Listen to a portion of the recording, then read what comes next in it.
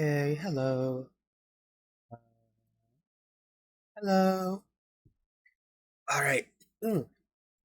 So, today I'm going to be playing Beacon Pines. This is a game that I only know as being like a story-based game. That's about it, other than the fact that there's little guys, there's little like I'm pretty sure they're literally children. Gives me kind of like Gravity Falls vibes. It's kind of all I that's the only perception of this game that I have. So I'm going to play it. Uh, fair warning. I don't know what's in this game. I took off the like horror content warning, because I don't think it has some, but no idea truly. So this could be a horror game. I actually don't know. All I know about it is that it's like kind of Night in the Woods vibes, kind of I don't know if it's a horror necessarily. I don't know. But I know a lot of people really like it, and my friend has been playing it, and they really like it, and yeah. So, come on, come play with me.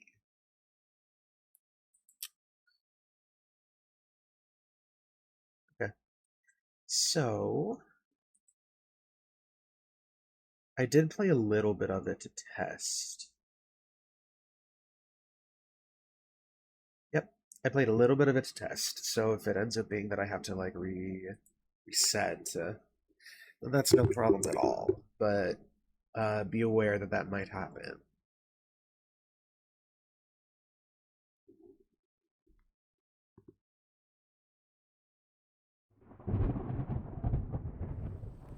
Nope. Okay. All right. So here we go. Dear reader, allow me to introduce you to my book. Let me just make sure real quick the audio is properly connected. Yep, it is. Okay. Let me know if it's too low or too high or anything. Though it might at first appear like many books you've come across, it is far from ordinary. You may, therefore, have some misunderstandings about its nature. The story that awaits you has not been fully told. In fact, its conclusion is not yet known, even to myself.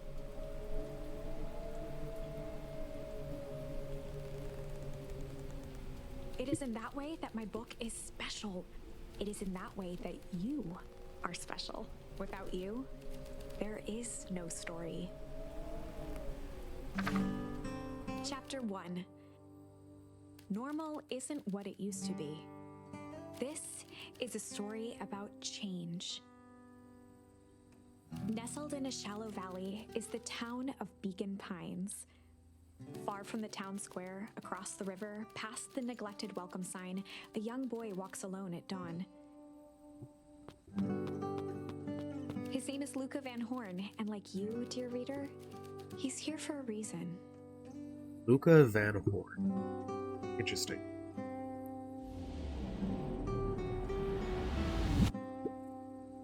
Luca Van Horn. Alright. Oh! I was so cute! I have a big ear. Why do I have such a big ear? Am I like a lamb, a goat? Or am I like a deer?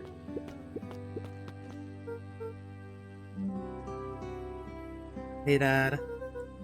How are things going? Today's the first day of summer vacation. Start middle school next year, I guess. Yeah, I am just straight up a child. Okay. I was 6 years old when you died. And it's been 6 years now. From here on out, you'll have been gone longer than you were here.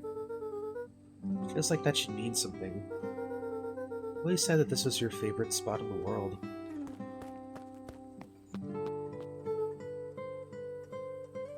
Me too. Hey, Luca. I knew I'd find you here. Rollo was Luca's closest friend. He possessed many fine qualities, but subtlety was not one of them. Well, after I bang on your door till your gran answered. And after I checked the pond. And climbed into the treehouse. Then I knew I'd find you here. Rollo finally noticed the tears welling in his friend's eyes, and the flowers on the grave. Oh, yeah, right. You and your mom always did this on your dad's birthday. Yeah. I don't know if you were gonna keep doing it now that your mom's gone too. Oh shit, they're both dead. She's not gone! She just... missing. Sorry, I meant to say since she went missing. It's gonna come back, Rollo. Okay, so she's not dead. Horseshoes. Hey, Dad. See you next time.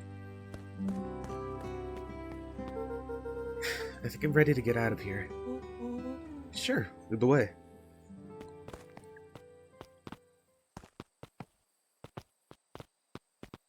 Onions.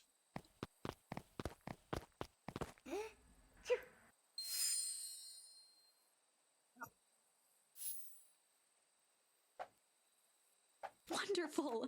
I had a good feeling about you from the moment you opened Oh, my book. I shouldn't do that, actually. Sorry. I had a good... A charm is a very special thing. Very special indeed. Hello, Max. Keep hold of it for now. Its purpose will reveal itself soon enough. Friend. Oh yeah, I almost forgot. The whole reason I was looking for you. It was for me if you never get to that. And the perfect way to start our summer. How's that? Rollo looked to the side suspiciously. Not here. They might be watching. Hey? Who? Shh, not so loud. Need to do this in a secure location. Mission control. Alright, I'll just have to tell Gran and then we can head out.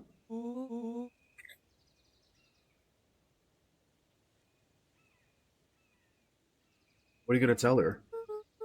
I don't know. I'll think it's something. It's all the same to you. I'll meet you at the welcome sign. Your Gran still kind of wigs me out. I don't do well with new people. She moved in like half a year ago. Just meet me at the sign when you're done. Suit yourself. I won't be long.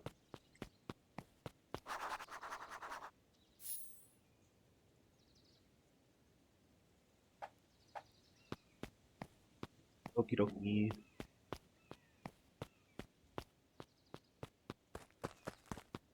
It's like a run button, really. Dear Let's reader, keep going. forgive me for this interlude. Remember that charm you found in the dandelion patch? There are more of those special charms to discover throughout Beacon Pines.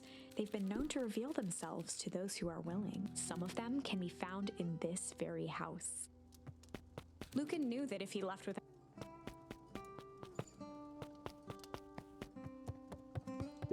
Since Gran had moved in, the house was more peaceful, more orderly, and more covered in flowery fabric. True. One of his father's old stethoscopes. Luca had spent countless hours listening to anything and everything with it. Not for years, though. I guess kind of messed up for somebody to be like, okay, this kid's mom is now missing or probably dead. Time to renovate this whole house to be mine. But whatever.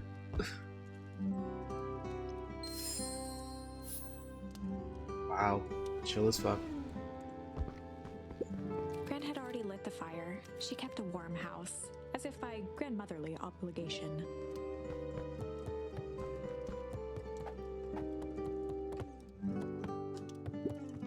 Just some dusty knickknacks.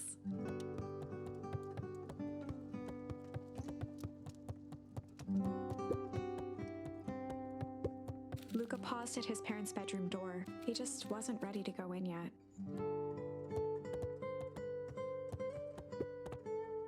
Gran had commandeered the upstairs closet when she moved in. Some things need shelter from a young boy's mischief, she said. Ah, sneaky. The sneaking sneaker.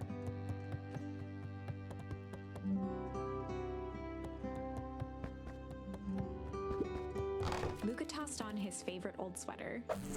Even though it was the first day of summer, a chill still hung in the air. Huh. Gran's moving in meant that most of Luca's things had been crammed in the corner. Luca was somewhat annoyed by the situation. Gran's bed was undisturbed. Luca didn't mind that she had a habit of falling asleep in front of the fireplace. It meant that he could read late into the night.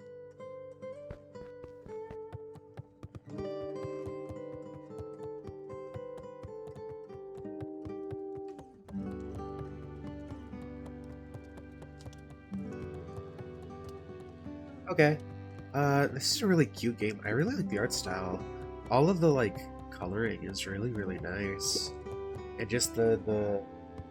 I will say it's really weird how there's just, like, a void here. I guess that's kind of common in, like RPGs, like side-scroller or top-down RPGs, but just, it feels so, like... It feels a lot more obvious here, I guess. Like, it feels like this room just exists in a void. But, like, a cloudy, fairy-esque void. The furniture Gran had brought when she moved in was an old hutch.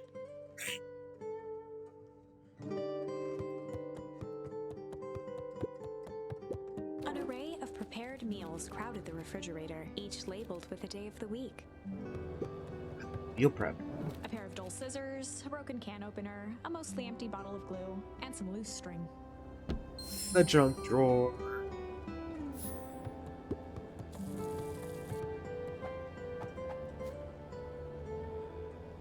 Right, ponder, tickle, and jump.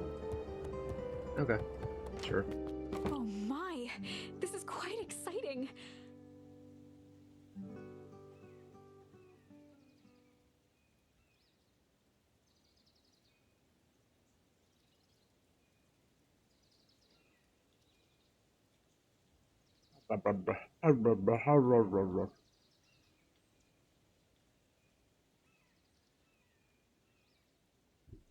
I am now certain that you are the one I've been waiting for all these years. I recall I was a bit coy regarding the use of charms earlier. Excuse me, I tend to have a flair for the dramatic. You are about to encounter your first turning point. There are certain times in this tale when everything hinges on a single word. Step forth, dear reader. What does it mean by that? Am I gonna, like, emote at my grandma? A sturdy old wheelbarrow. A beginner's guide to gardening laid open on the bench. Is that for me or her? Young Luca would spend hours hiding in the bushes, waiting for a chance to jump out and startle his mother. She always enjoyed humoring him by feigning terror. Okay. Hey, Gran. I'm gonna go hang with Rolo for the day. See you later. Hold up now. Where are you and Rolo headed exactly? Oh, nowhere special. The less Gran knew, the better for everyone involved. Oh. Oh! Oh! Okay.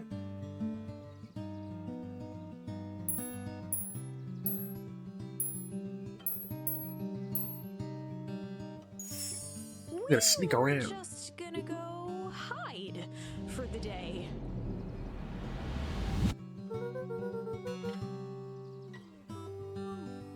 We were just gonna go hide for the day.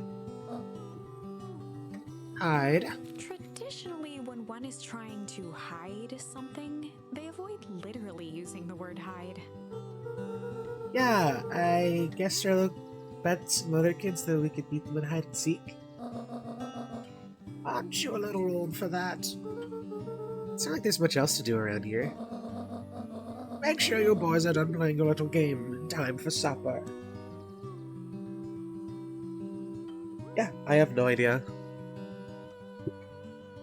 All's well This feels that like a ends well. Unity type thing. All's well that ends well. Impressive. I'm the You've managed narrator to now. navigate your first turning point without too much of a mess. That is the power of charms. A single word can change everything. I think it's time to introduce you to the Chronicle. The Chronicle is a record of the decisions you've made. Oh shit. AI the Somnium files. You can see the turning point, which has been revealed. At any time, you can use the Chronicle to go back and invoke different charms. creating Literally new is AI the branches. Somnium files. Okay. Hello. Luckily for us, this is the one and only turning point where the charms won't dramatically alter fate. Yeah, I thought so, Mags. Unity is really good for mixed media stuff like this. Because it has a lot of options for 2D stuff and 3D stuff. It's the perfect opportunity to experiment with rewriting things. A grand jury.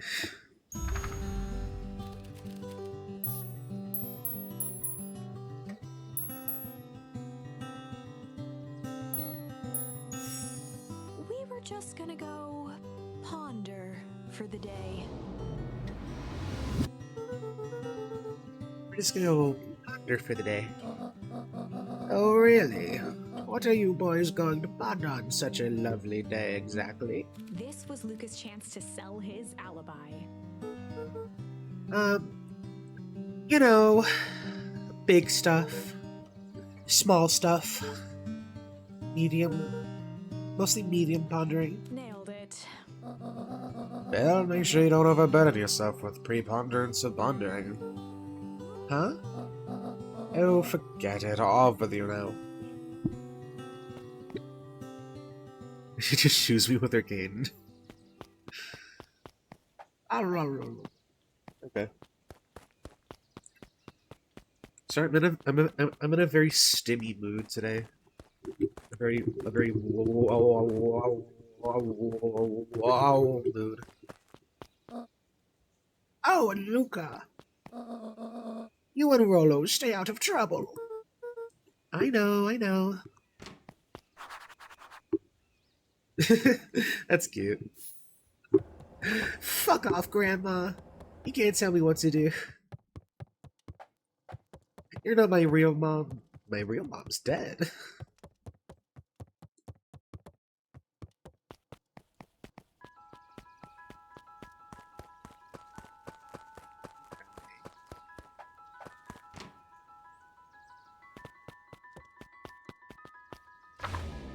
I think it's gonna do something where, like, later on we'll get a word that when we go back to here we can use instead, and it, like, does a different route. I don't know, that's what they would do in, like, an Uchikoshi thing. Damn! Dude, he's slick with it! Why can I do this? Hey. Yeah, I'm pretty cool. I didn't even get anything for it. Okay, sure. Just chillin'. Just straight chillin'.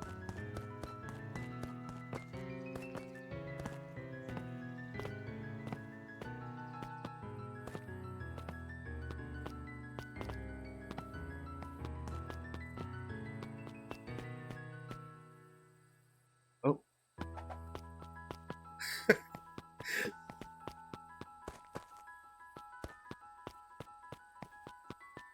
Uchikoshi stuff is very good.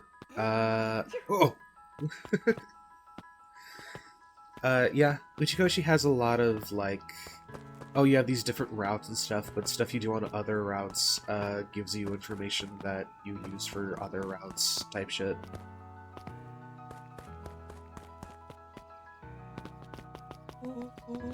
Come on! Whoa! Dang it, Rollo. For a town that saw few visitors, the welcome was perhaps more grand than necessary. The road leading to Beacon Pines was long and uninspiring, a sort of natural barrier for the impatient. Well, let me go. Wow, fucked up. You know the drill. Don't let anyone discover our secret path. One with a big blue sign. Chapter 2. Welcome to Beacon Pines. For many years, this valley had been a small mining outpost.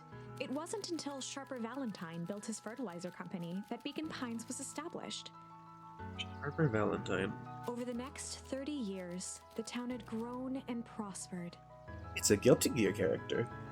Until the foul harvest and his sudden death. In the 6 years since, everyone was simply trying to get by. Foul harvest. Weird. Oh, hyenas! Oh my god, you look cool. Mr. Care. Hey there, pal. Oh, he also looks really gay. That's okay, though. William Kerr was the CEO of Perennial Harvest William Company. Kerr. He had become a fixture around town over the past few years. After the failing of Valentine fertilizer, the town was hungry to welcome a new source of employment. Oh, he's a capitalist. Excited for the big festival? Oh, sure. Come on now, when I was your age, there was nothing more exciting than a town festival. The food, the music, and the dancing. Sounds pretty alright. Yeah, gosh dang right it is. I'm looking forward to letting off some steam myself. Make sure to invite all of your little friends. I couldn't keep Rollo away if I tried. Excellent! Sorry, Luca, I've got to get back to the proverbial grindstone. Why do you know me so much? A harvest awaits and all that. Oh, now. The left side's a little low. Ah! Okay. Is this also a hyena? Is this... No, it's a puppy! Ah, he's so cute! My god, I love this guy's look so much.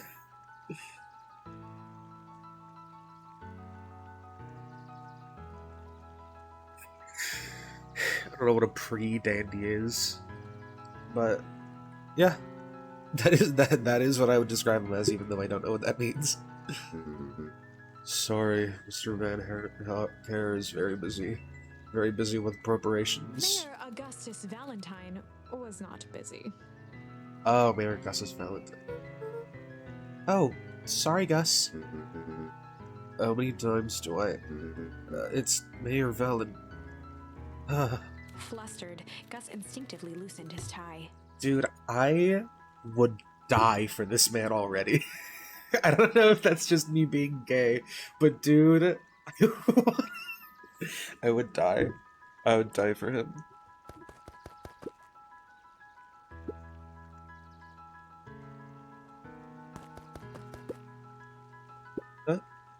It's nothing. Keep at it.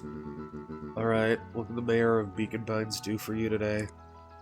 Oh, dude, I adore this fella. Hold on. I'm taking a screenshot of him and sending it to my friend.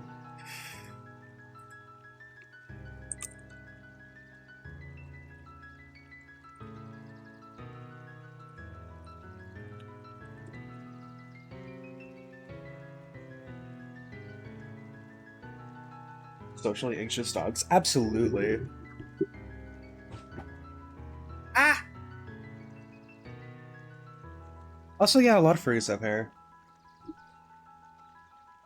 Does it make sense that they have hair? Slightly, but...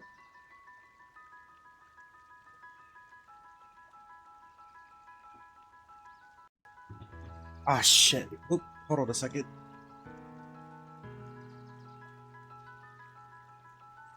Worn out looking dogs.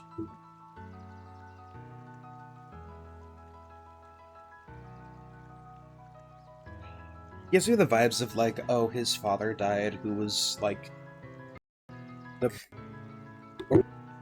and now he's trying to like fill his shoes. That's the vibes that I get from this fellow.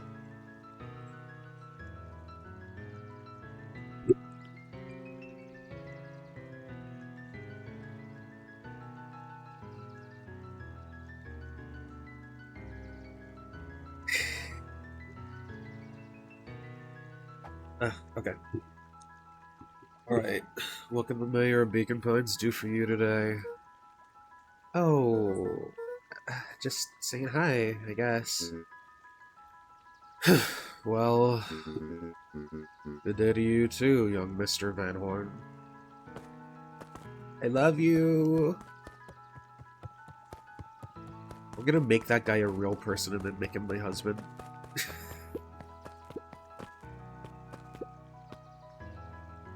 Are there just various points where you can look chill? What is the point of this?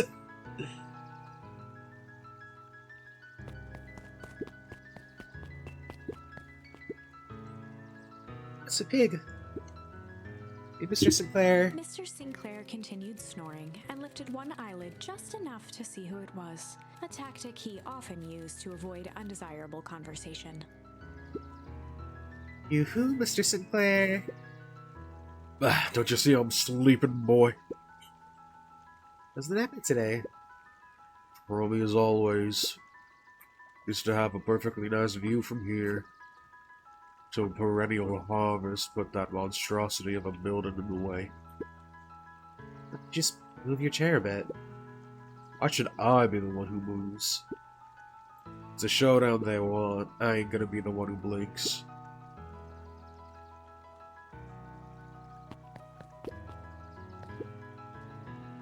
Come on, Andy, grab his wallet. Sorry, Iggy, I can't. Do it or we pound you. Yep. Yeah, but my mom said... Yeah, but... If I had a nickel for every yeah, but... I'd be the frickin' king of nickels. Ain't that right, Tish? Yup. Peer pressure of a little fella. You grabbing his wallet? Mr. Van Horn, do you have a moment? It's just Luca. Golly, I'm sorry. It's my first week of perennial He harvest. pulled a pen from the pocket of his sweater vest and began to frantically jot something down on a clipboard. This art style is very gender. I really like this art style. It's like kind of goals.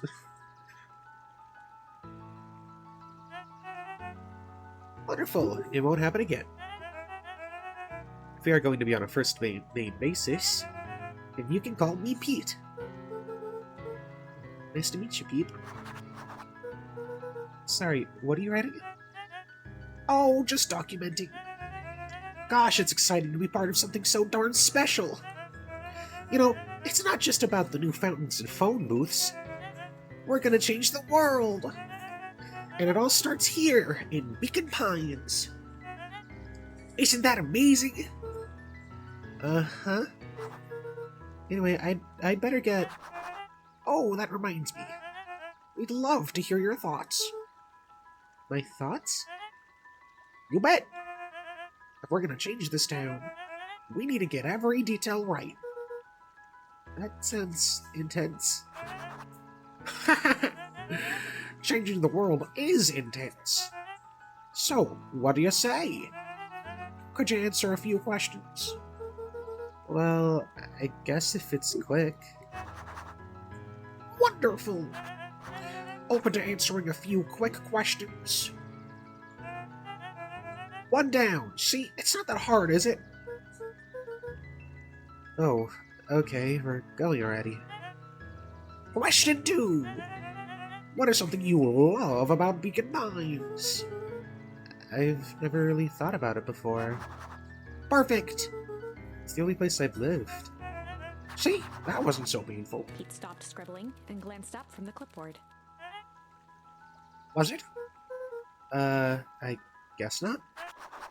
Huzzah! Our first 3 questions answered in record time. Are you literally writing down everything? Thank you so much for your time. I need to process these answers. We can save the rest of your thoughts for later. Okay. Our harvest awaits. Let me in! Let me in! Oh, right. Roland's waiting up at the treehouse. Yeah, I guess I should go there. Trash! Give me the trash! I want the trash!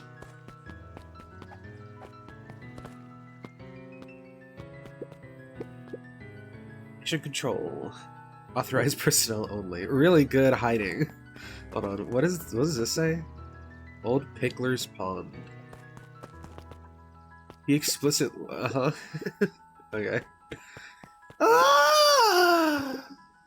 Hey Jetson, is the line playing any tunes today? No bites this morning, I'm afraid. Come to think of it, I can't remember the last time I reeled one in. But hey, it was never about the catch. This is where I come to think. Yeah, that's what my dad used to do here. That reminds me. If you ever want his chair back, I've been taking a stand in recently. Keeps me from falling asleep at the reel. If you don't mind, I think it should stay. Not at all. Empty chair makes for a great listener. Whenever Luca saw his dad's chair by the pond, it reminded him of the days they'd pack up a couple of sandwiches and fish until sundown.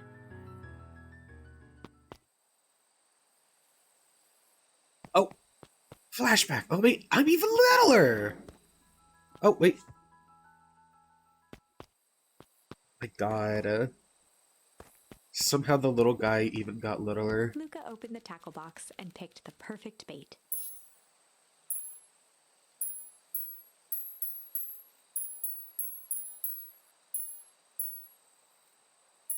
Luca tied a shoestring to the hook. What fish could resist a nice shoestring?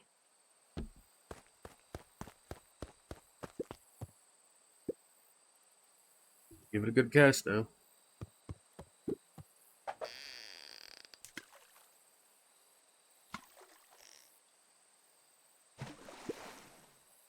Have to reel it in a bit faster, or your catch will lose interest. Oh, okay, sure. Luca gently baited a feather onto the hook, good for skimming the surface.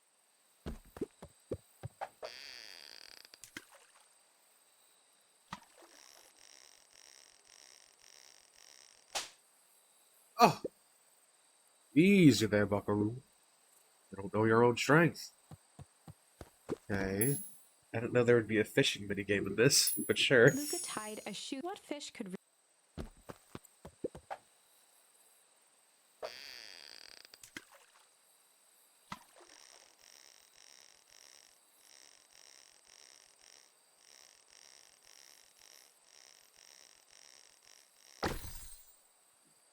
Boot. Bigger boot. What do you think the other one is? Hard to say. Sometimes things drift away. That's not fair. No, it's not. Or whatever it is. I have the other boot at least has a sock to keep it company. Luca gently baited, good for skimming the surface.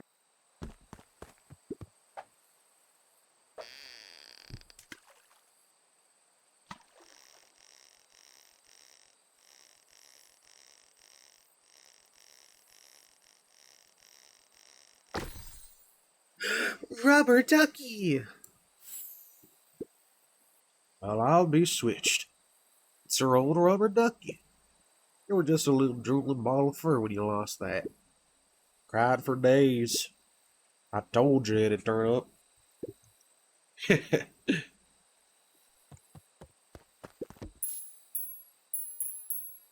Oh, okay, okay. Interesting. Luca gently baited, good for skimming.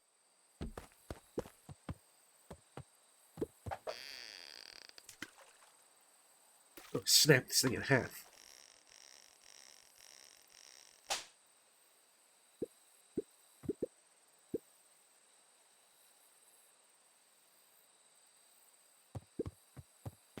I guess I can come back here and use stuff for bait. That's cool. Wonder what my reward for getting all those is. The boys had a good thing going. As long as they kept old Jeff happy, they had an endless source of precious materials to add to the treehouse. Oh. I don't know who Jeff is, though. Fucked up.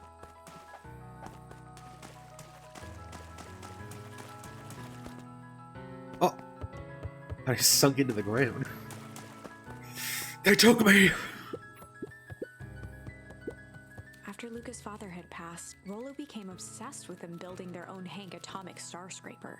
It was some time before Luca realized it was Rollo's way of keeping him occupied.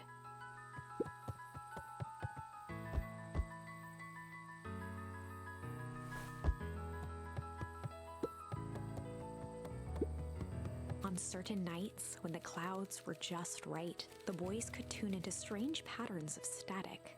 Rollo thinks it's aliens. He always thinks it's aliens. Probably is aliens. Oh. Luca's winter coat decommissioned for the summer. With the cold holding out longer than usual, he reconsidered its usefulness.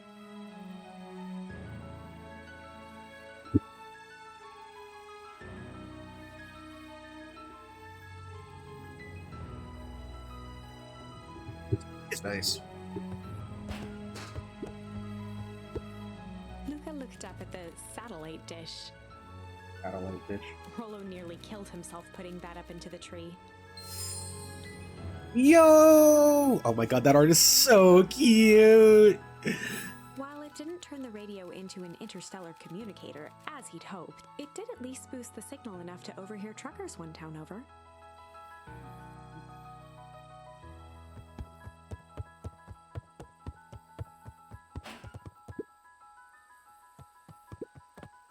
See if that's a bait. I doubt it, but...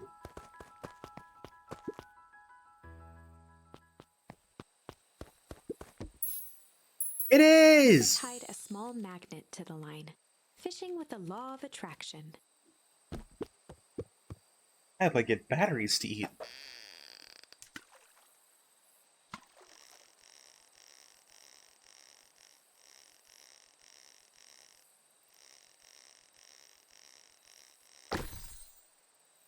Key.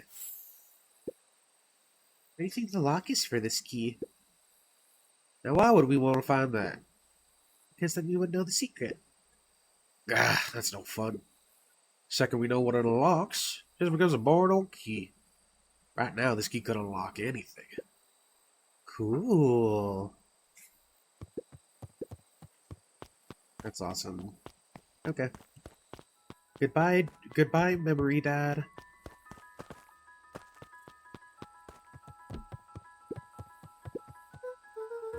Okay, what's this top secret plan to start our summer? So you know the old warehouse by my place? The old Valentine building? Yeah, well, it isn't abandoned. What makes you think that? Get this. Last night it was glowing. Glowing? Are you sure? Kinda. This place has been empty since the foul harvest. Yeah. Who would even want to poke around that place? We would, Rollo. We would. Wait. It's just a busted old warehouse. I just meant we could do some research at the library. You actually want to go to the warehouse? What do you expect to find? Answers. My mom's out there somewhere. And it seems like everyone wants to pretend that she's gone for good. You don't have to come, Rollo, if you don't want to. Luca, remember that time I sorta accidentally burned down the chicken coop? And you jumped in and said it was your fault before my pa throttled me? This is a flaming chicken coop sorta deal. I got your back. Thanks, Rollo. Now that I think about it, poking around a decrepit fertilizer warehouse is exactly how I want to spend the first day of summer. Well, let's go! Alright.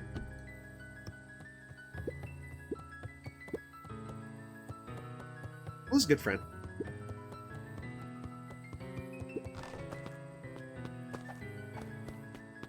Can I interact with this flag at all? Nope.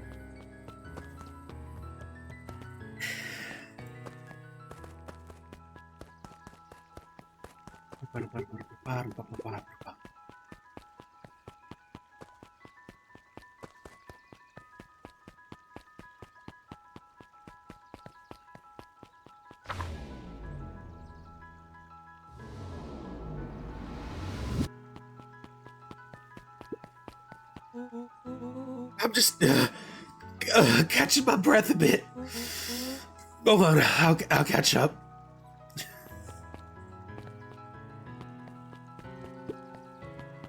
Baby! Hey, Miss Nelson. Morning, Luca. Any plans for the summer? Not really. Anything about the old fertilizer warehouse? Any strange happenings? Can't say I have. Either way, a dusty old warehouse is no place for a young boy. You be safe now. Oh, okay. Bye-bye, Mags. Have a good sleepy deepy.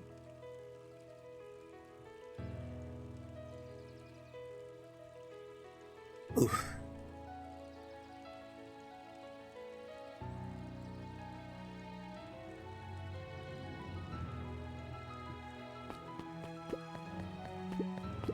Luca could see the morning regulars nestled in their booths at the early bean. Early bean. Alright. Oh, bird! Piper? Oh, hey Luca. What's up? You know it's summer break, right? Of course. And it's, like, morning. Correct. And you're studying? Like they say, the early bird gets the proper education required for a successful and fulfilling career later in life. Uh-huh.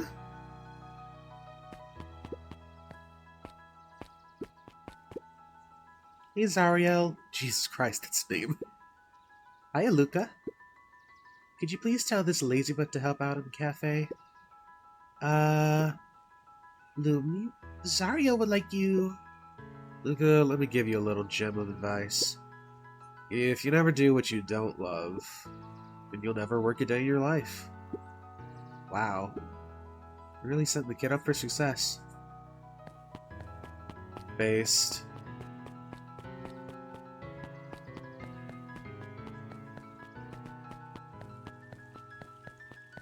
Miss Hatch could often be found near the fountain, too absorbed in a book to be distracted.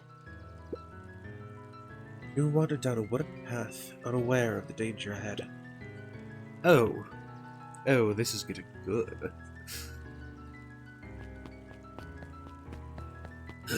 Another doggy! Holden Wilder ran the local paper of record, the Beacon.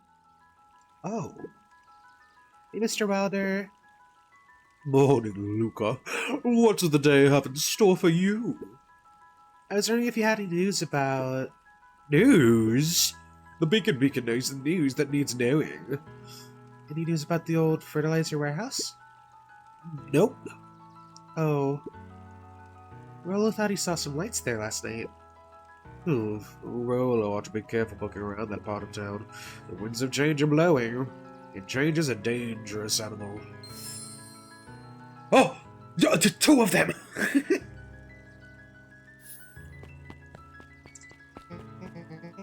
Luca, just the fella I was looking for. Hey, Roxy. What's up? Oh, right. Rendezvous with Roxy. This is an important turning point. The first time where your charms will change the course of fate. And currently, we only have one suitable charm at our disposal. Have no fear, we can always return later using the Chronicle once we find more charms. Well, now I'm just rambling. Where were we? Seen my blockhead brother today? He skipped out before breakfast. Well, not really, no. Can't say I have. Can't say or won't say. Roxy, would I lie to you? Luca, wait up, I almost forgot to tell you! Roxy might be lurking around here. It is one of her favorite places to stand around and be useless. Rollo. So we need to make sure she doesn't spot us. Rollo. How are you doing that turning thing with your body? What, you're not scared, are you? She's harmless. And a chump. And she's right around the corner, isn't she? Yay! Just over here lurking uselessly. Oh, hey, sis. Nice weather we're having, eh? I couldn't help but notice you snuck out this morning before breakfast. I wasn't hungry. Also couldn't help but notice your morning chores were left unchorn. Roxy, I'm gonna level with you. I'm sick and tired of digging up carrots. Y'all gotta pick up the slack since the foul harvest. Most every carrot I dig up is rotten. The reds look like they were hit with atomic shrink ray. All the more reason to keep on digging. It's gotta be more to life than cutie carrots. Look, Roxy, Luca and I have places to be, so if you don't mind. Oh, I do mind. I'm not gonna catch hell again because of you. So either you march yourself home and harvest those carrots, or I'll haul you home myself. Rollo froze as Roxy took a step toward him, cracking her knuckles. Luca knew he had one chance to save his friend from being dragged home.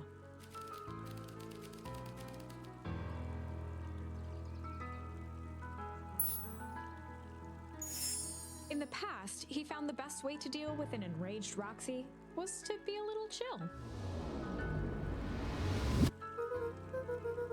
Come on, Roxy. It's the first day of summer. It's shining if you want to take it easy. Let's see tomorrow's problems for tomorrow. That's great, no, but Rollo's problems have a way of becoming my problems. Pa always says tomorrow's work is best left for yesterday. March, you big oaf. Aw, rats. I expect a full report about the Valentine place. A full report! I don't know why I'm making it more southern as the time goes by. So fits. Oh, I don't like this sprite. This is the only sprite so far that I'm like, holy shit. There's something about this one. What are you up to this lovely day? Nope. Cool. Oh, does he have a crush on her? Why?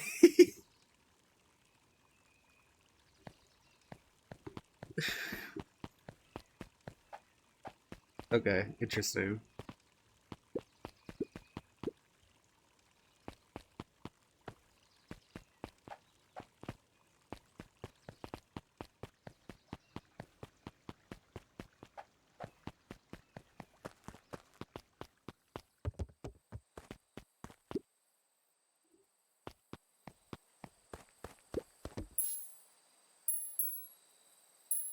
Luca tied fishing. Okay. Progression.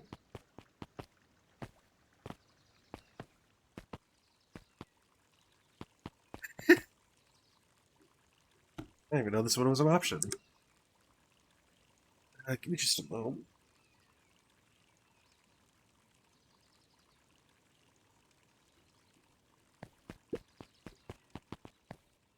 Oh! Wait on. Sorry to wake ya. No problems. It just comes with the job. Dawn had dreams of becoming a big-time reporter. At night, she searched for the story that could be her big break. By day, she hawked papers at the newsstand. What's up? What's up? Rollo said he was doing something. He saw something strange going on at the warehouse. You know anything about that?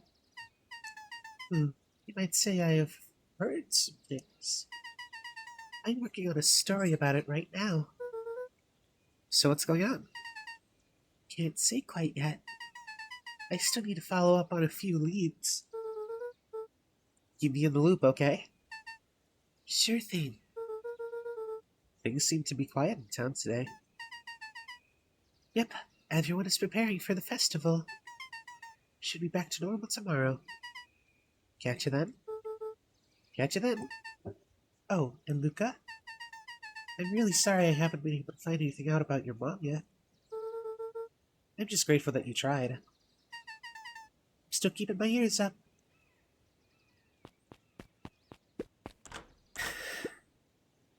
Yes, Miss Fratelli is getting ready for the festival.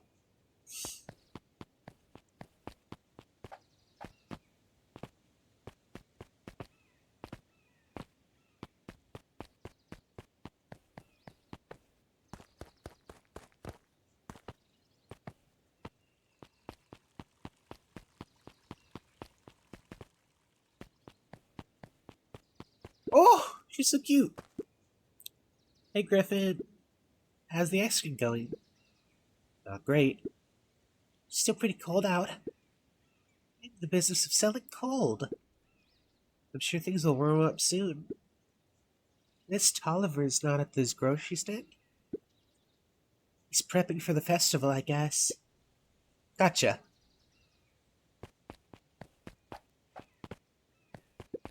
Dude, what is this little fucking brat? Hey, Bert. Bert the brat. Hi, Luca. I'm doing some fact-checking for the town history exhibit. Look, I'm just here to put up the lights. But did you know, when the town was founded, there were only 7 citizens? And they all worked for a mining company. There was only one dirt road leading to town. And there still is only one road leading to town. Oh, right.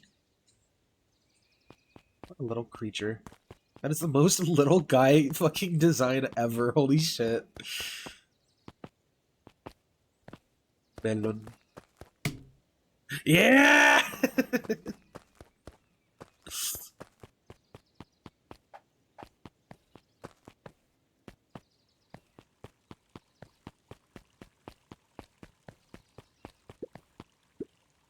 Sharper Valentine, founder of Beacon Pines. Oh, he's a big puppy. Never underestimate what a great man can do with given time. A bit much, if you ask me. Indulgent. Interesting.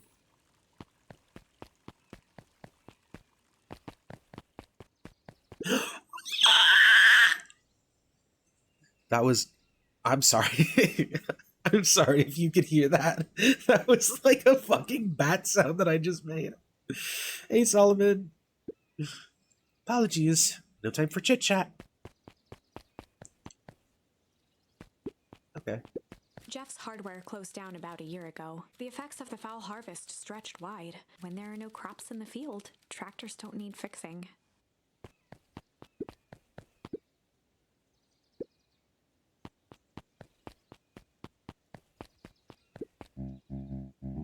Luca, my boy, hold up a tick. Oh, hey, Mr. Nuncreed. I was just on my way to... I just sold the last jar of your grandmother's preserves. Getting stuck the shelves festive, turns out. Hey, that's great, but I'm actually... I guess Juniper will just have to swing by with more of her lovely jam. Uh-huh. Well, don't let this old man slow you down. You just remind her that she still owes me that dance. A promise Gran regretted the second it was made. Will do. She's a fine woman, that Juniper.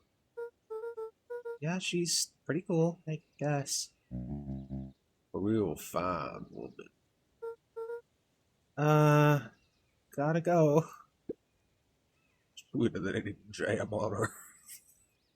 Okay, Jesus Christ.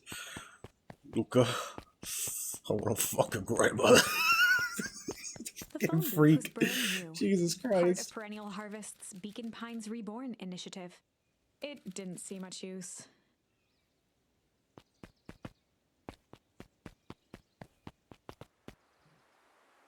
Oh my god! Oh, hey Luca. Hey Joey. How's the bug hunt going? Not great. Bugs have been shy this week. Bugs get shy? Oh sure, bugs aren't that different from people. Sometimes they just want to be left alone. If you're going into Weep Wood, just be careful where you step. No bug crunching. Got it. Wow. I love that little freak.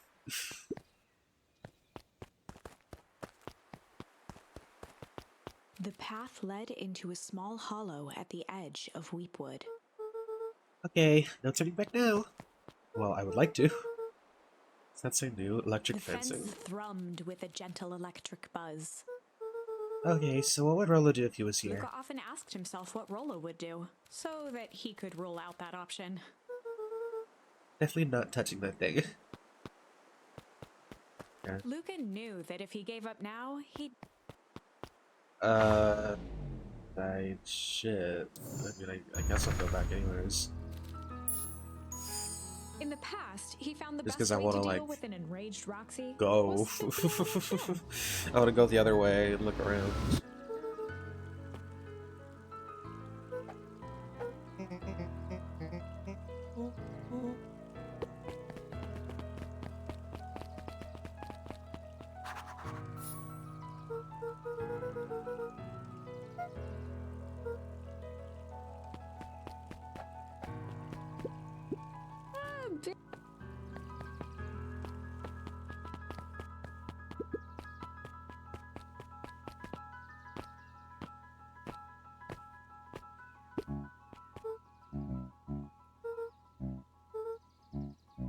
A promise.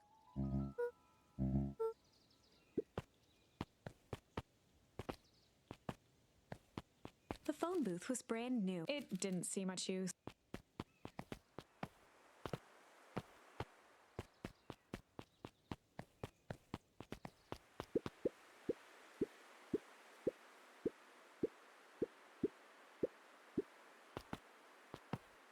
Okay. After the foul harvest destroyed their wealth and reputation, the Valentines shuttered off their estate from the rest of town. What? Okay, so they caused the foul harvest somehow? The Valentine mansion loomed over every other building in town, both figuratively and literally.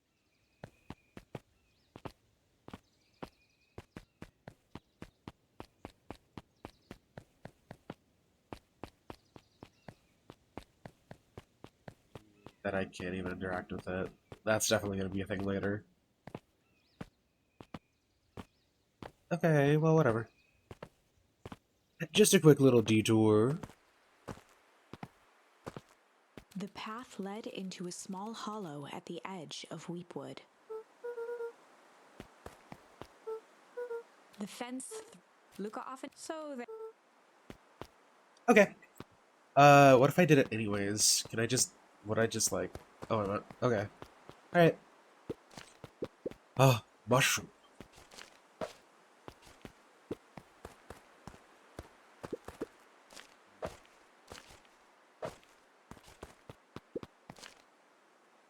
Oh, hello, Graphy Nova. Thank you for observing.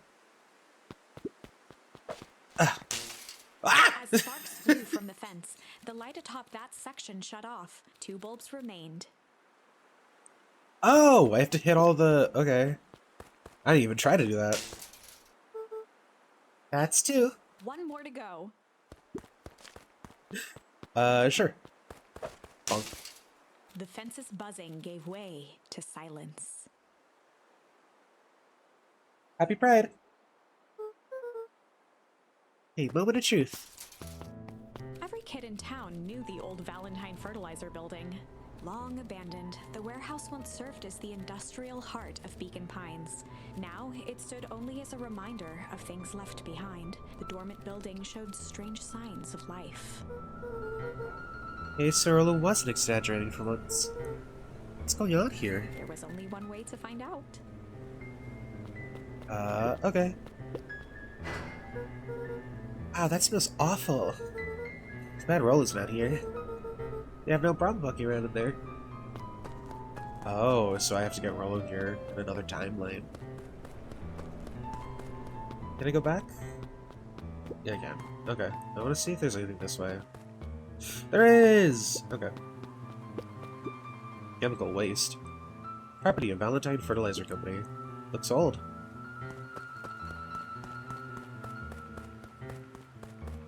Okay. There's stuff like this where there's just like truly nothing here. I'm just like certain that it's gonna show up later. The stream's going really well, Graphy. I think, I don't know. I like this game a lot so far. Hope you're doing well, and I hope your day's going well. The water looked almost diseased. It flowed slowly into the woods. Does it look diseased? And it just looks wet.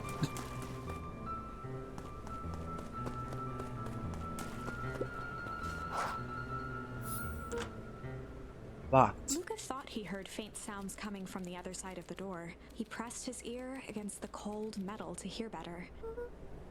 A zipper? The Footsteps? sound of footsteps grew louder.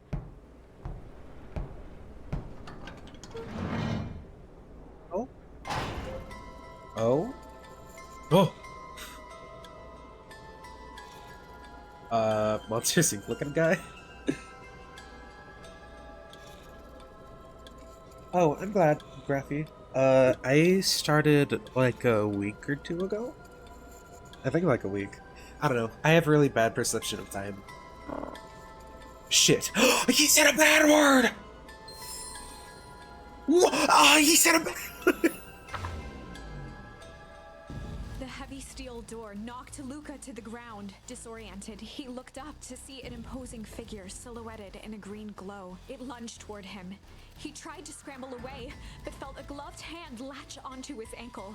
Luca watched his fingernails leave trails in the dirt as the hand slowly dragged him back through the door, into the lab, into the green light. This is a story about change. This is a story about change. It was far from the sort of change Luca imagined for himself. But change What? is, after all, a dangerous animal. The end? What? Did he die? I Dragged into the probably lab should and have warned killed? you about this. I guess? There are many paths that our story can take. Most will end in tragedy. But don't let that discourage you. We will find the ending that this story deserves. I just know it. From here on out, a charm will have a check mark when it's been used to its full potential at a given turning point. Now, let's try something different. What? You shit here? Interesting. It's to be a little shit. In the past, he found the best way to deal with an enraged Roxy was to be a little shit. Make a break for it! What have you done?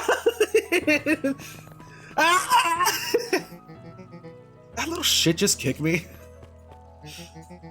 What all you want, little twerps? You gotta come home eventually. Wow. Sorry. That's crazy. That's actually fucking crazy. Okay.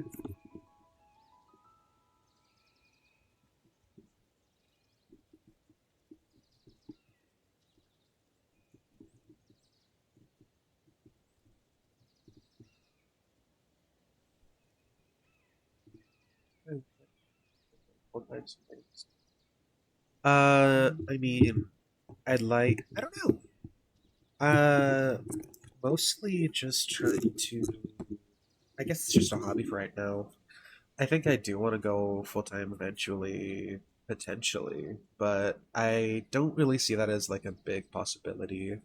Mostly I'm just using it for fun right now and hopefully a little bit later down the line for like some funding. Uh, Mostly I'm an artist. I did the model that you see. Uh, so I kind of want to use it as like a launching point both for my art and just to get a little extra money whenever I get to, being able to monetize. Um, but I mean, if things do work out at some point and I get a larger following, I would definitely not be amiss to that. Yeah, I did my model myself.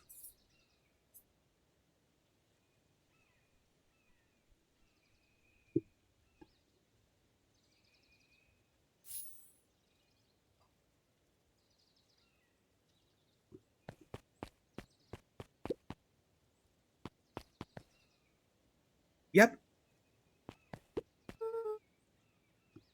Sorry about that.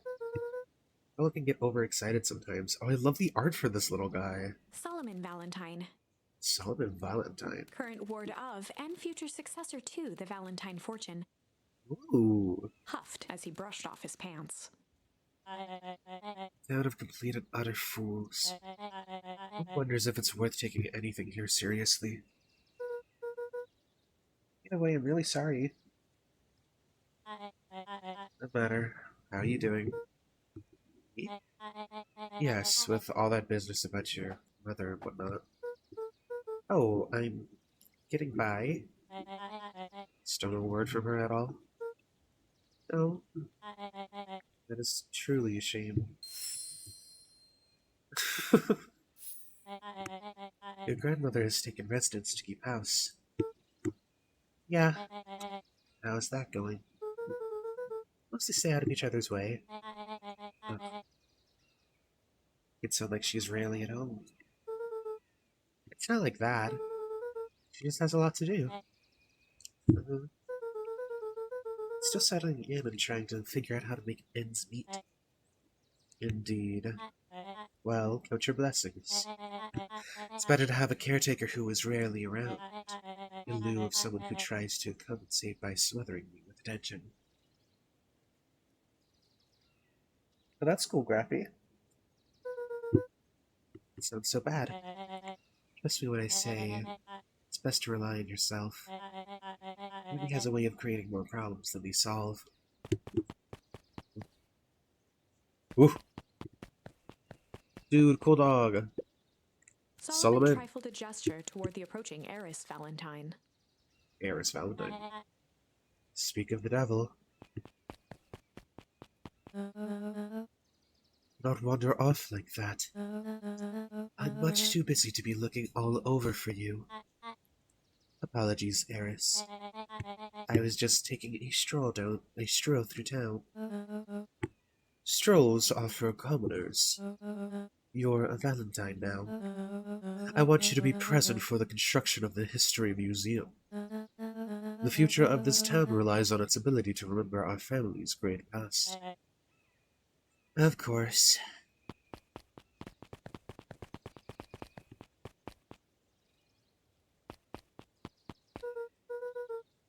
Oh shoot, Rolo's waiting for me.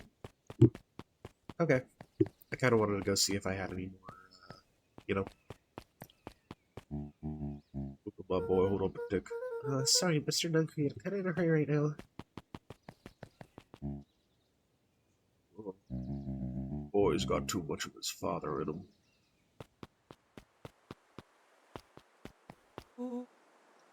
I win! A little help.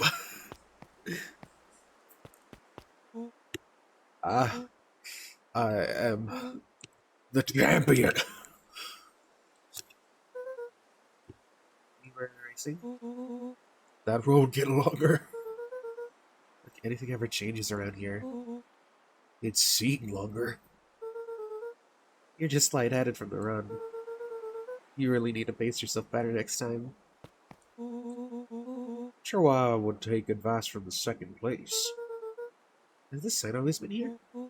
Wait, what? Caution, electrified fence. No, that's definitely new. Creepy. How are we gonna get around this electric fence? Don't worry, I got this. Oh! Why did you do that? Power says you can figure out the plan. What the plan was when you're done. Great, what now? Well, I did my part establishing that touching the face is bad.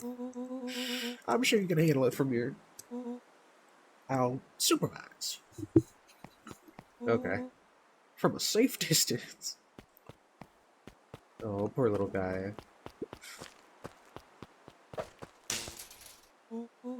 Whoa, you're a genius. Hold up. Can I jump onto it? No.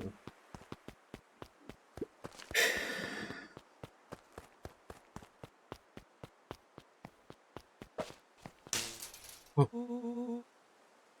I think that did it. Luca, you never failed to impress. As the glowing windows of the old warehouse came into view, Rolo began to bounce excitedly. Check it out. Dang, Rolo, you weren't exaggerating for once. Was there ever any doubt? This definitely needs investigating. Good thing 2 ace detectives are on...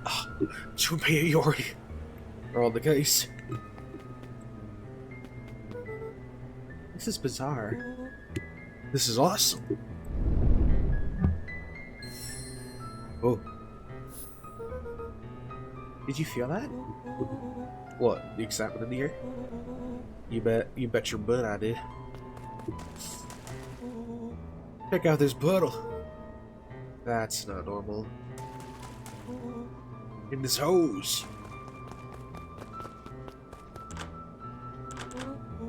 Oh man, the door's locked.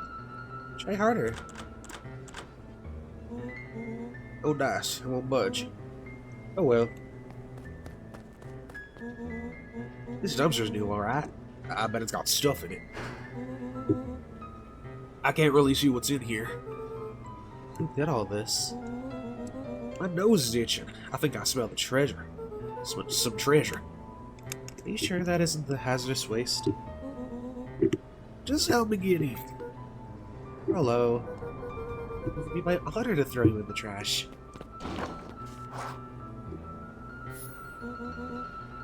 Come on, lady, look. So, what's in there? Let's see. There's a squishy bag of squish. Wow. Good inch of stagnant sludge. Your natural habitat. Wait, hold the phone. Hold those phones. Check out these bad boys. Oh, what the heck? Are those walkie-talkies? Just like big atomic communicators. These actually work? Ground command to Hank Atomic. Hank, do you read me?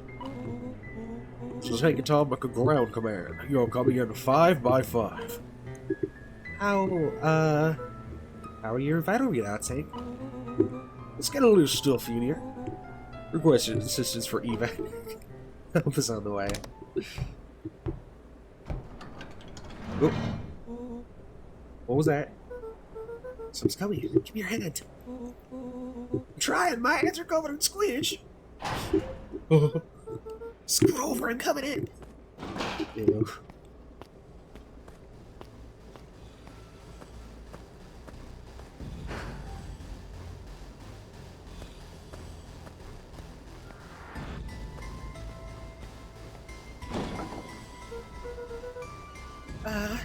Tell me you saw that? Dude, I don't know what I saw. He's coming back. Get down. Is that a dead body? Sufficiently traumatized babies. They sat petrified under the weight of the bag. I'll tell you, that's how I think it is. Did you know what separates run-of-the-mill detectives from ace detectives? A ridiculous hat? When the chips are down, ace detectives dig deeper. Rollo felt around at the large sack which burdened them. Aha! He snapped off a tag from just within a small zipper opening in the bag. Some sort of badge or something. What's it say? Rollo held the badge up to a faint shaft of light within the dumpster. Dr. Prescott, Deep Engineering. It's a name tag. We'll throw away a bag full of slimy old name tags. I think it's just a name tag in a bag full of something else. Okay. I think we should make a break for it. Stay calm, there's no time to panic. I'm not panicking! You're panicking! Rollo, calm down. You don't have to squeeze my hand so hard. Dude, I'm not holding your hand. Quit messing around. Mother slime-covered hand wouldn't be in here. Ah! Oh, God. Ah!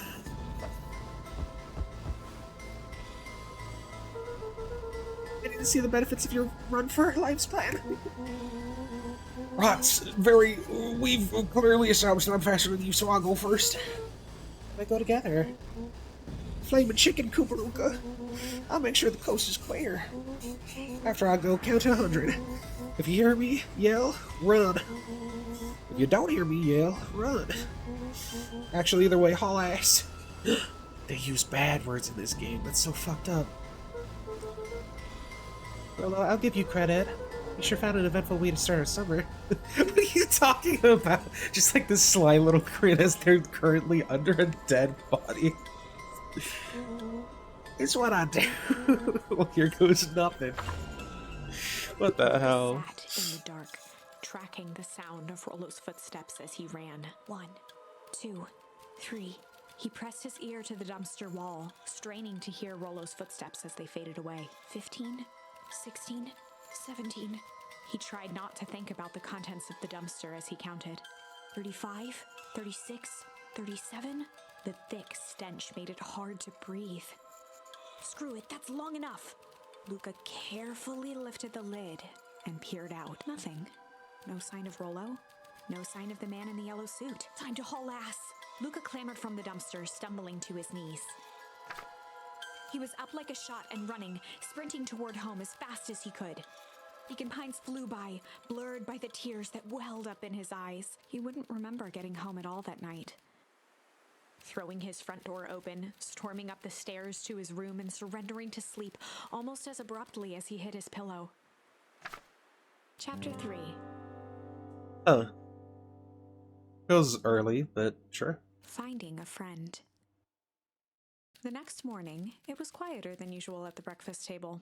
Only the sound of silverware and chewing interrupted the awkward silence. I finished drawing a massive jam last night. Uh-huh. That'll need to get delivered into town today. Okay.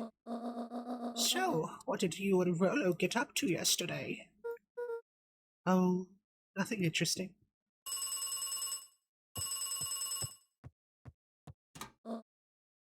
Hello? Oh, Gaster. Oh shit, this is Delta Root. Calm down. Oh, of course it was the right thing to do. Start gathering folks. I'll be right there. Sure there's something you want to tell me about yesterday? Think I want to tell you? Not really, we just sort of ran around a bit. Gran's brow furrowed. She let out a long sigh. Her voice was quiet and even. I have to go take care of something. You are to stay in this house for the day. Under no circumstance are you to leave. What? If I'm not back by dinner, there's stew in the icebox. But nothing! You are to stay here, understand? Yeah. Say it. I'll stay here until you get back. Good. Oh, and Luca, you left the icebox open yesterday. We're not made of money, you know. That was strange.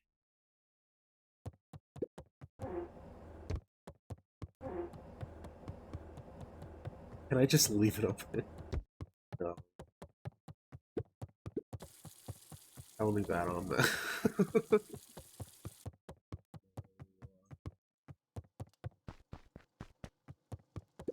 Good.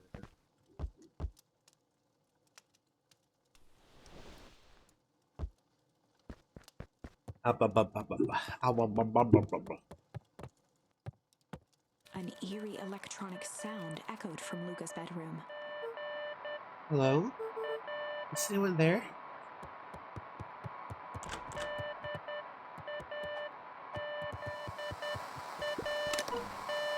Hello? Rollo, is that you?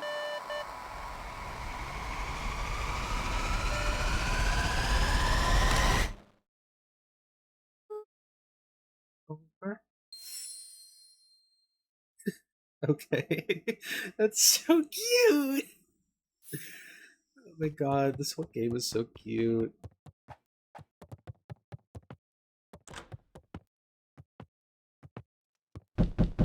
Oh. Oh! Oh, hey Roxy. If this is about me, accidentally kicking you yesterday. Is Rollo here? No. Look at me, Luca. This is serious. Is Rolo here? No, I haven't seen him since yesterday. Rolo didn't come home last night. What? A pit formed in Luca's stomach. Where was the last place you saw him? We were playing around in Weepwood, and then it was late and we went home. Weepwood? If he's alive, I am going to kill that little creep. Is there anything else? Anything that he said? Luca's mouth felt dry. No. We were just messing around. Okay. I need to go let people know to check the woods. You just stay out of trouble. Go see if he's hiding in the library or something. Luca could feel his heart beating in his throat. Hello. How are you? Okay. This is getting very Stranger Things coded.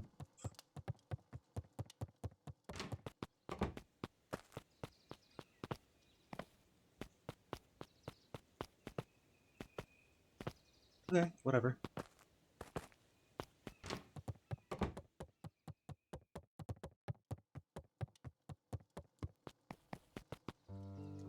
A lot of my commentary right now is just, wow, this game is pretty.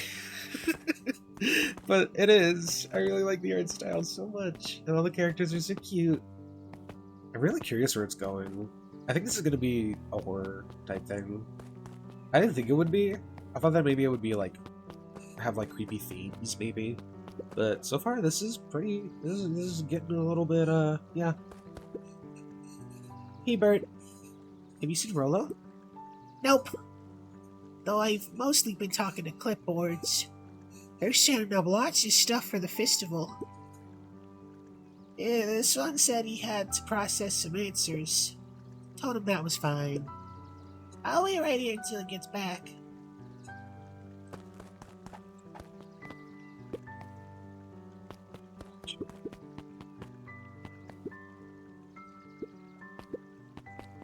Wow. I hope a fucking tower gets erected before him. How are you, Luca? Hello again, Pete. I'm not Pete, you silly goose.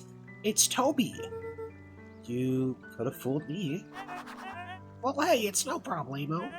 The important thing is, we love to hear your thoughts. Yeah, I'm getting that impression. We're all part of something special, Luca. And it all starts Right here in Beacon Pines, I got it. Toby looked up from the clipboard excitedly. That's right! How about you start by telling me? Look, no offense, but I've got my own stuff to take care of. Ah, you joker. We're all part of this together. You'll let us know when you're free to answer a few questions.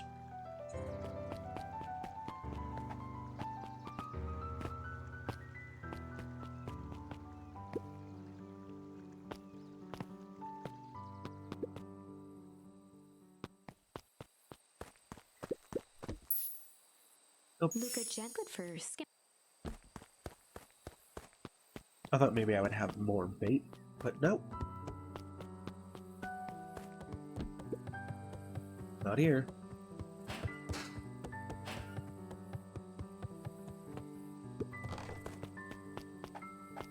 Okay. Guess I'll just go back down.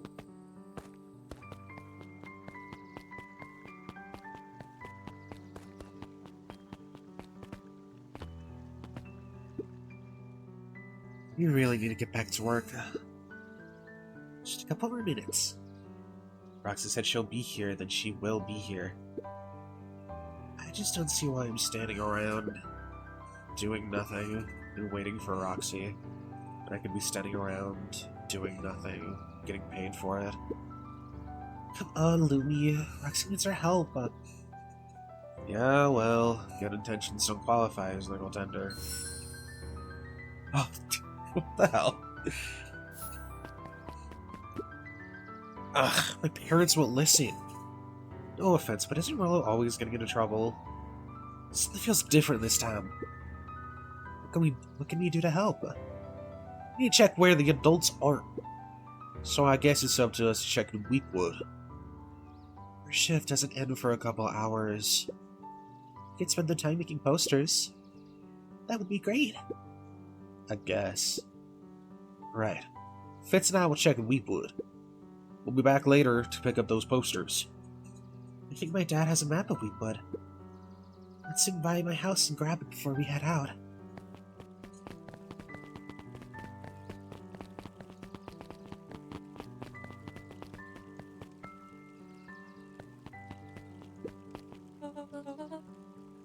What's this about a missing child? I must stress that this situation is completely under control. It just all seems so terrible. And you're sure there's nothing we can do to help? Nonsense, young Mr. Carter will turn up safe and sound, I am certain. You just focus on settling in. I trust my sister has supplied you with suitable lodging. Oh, yes, Miss Valentine has been more than accommodating. We were just telling our daughter, Beck, that... They're lesbians! Now, where did she run off to? Wow. They got the Libyans in this game. His eyes went wide in disbelief. What do you mean vanish? That's impossible. Oh my, he doesn't even see the dangers he's in. Right, so she's reading this. I get it. The book is... We are the book. Hey Luca, what's up? You haven't seen Rollo around it recently, have you? He doesn't come around here much. Not since they made the rule that he can only order decaf. Damn. The ADHD little guy. I relate. I got the robot ADHD. They explicitly modded me with it, I don't know why. Hey Don. Is it true about Rollo? Yeah, he didn't come home last night. I wonder if it's connected. Connected to what? I was checking in on reports about increased activity around town. What sort of activity? Oh, sorry. What sort of activity? Windowless trucks, mechanical noises, strange lights. Your typical shady stuff. Who would be doing all that and why? Well, I have a few leads. The Valentine family is always suspicious. Perennial Harvest certainly has the resources. Do you have any idea where Rollo could be? Best place to start looking is where the trail went cold. Where did you last see him last? Where did you see him last? You're in Weepwood. Right by Valentine's fertilizer. I'll check out Weepwood when my shift ends. I'll do my best work at night. Okay.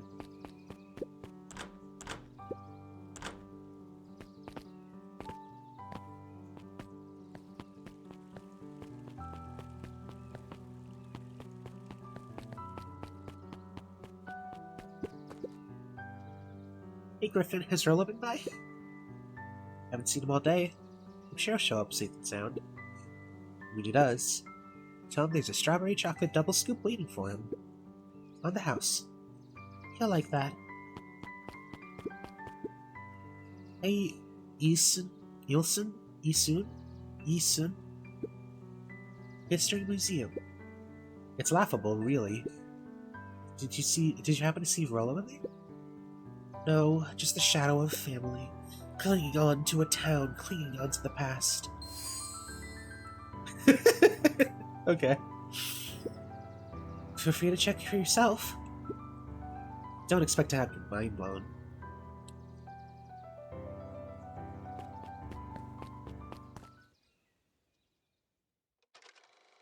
Sharper Valentine, a celebration of excellence. We all know Beacon Pines is a great town. What you may not know is great towns grow from mighty roots. And that is why you cannot tell the story of Beacon Pines without telling the story of one Sharper. Yo, doggy! Young Sharper's keen intellect and strong moral fiber led to a grand vision. A vision of a community dedicated to a better tomorrow. In his own words, a better tomorrow is within our grasp, but it requires a singular mind to harness it. Lucky for us, He decided to grow that vision here, in Beacon Pines. And how does one grow a better tomorrow? With fertilizer, of course. Valentine's Fertilizer Company became the lifeblood of a town yearning for purpose. But then tragedy struck. A scientific experiment gone wrong. An accident which took Shopper away from us far too soon. Oh god. To this day, we struggle to pick up This the is like pieces. But one foul Litter harvest Tears. isn't enough to stop the people of Beacon Pines. The spirit of Sharper Valentine lives on. It lives in the hearts of everyone with a dream for a better tomorrow. Together, we will follow his example and grow a bountiful future. Paid for by the Valentine family and the Valentine Fertilizer Company Riverfront Fund.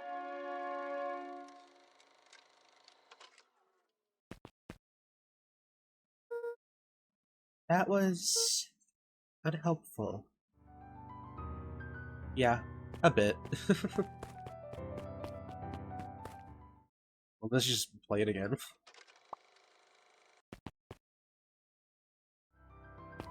Okay.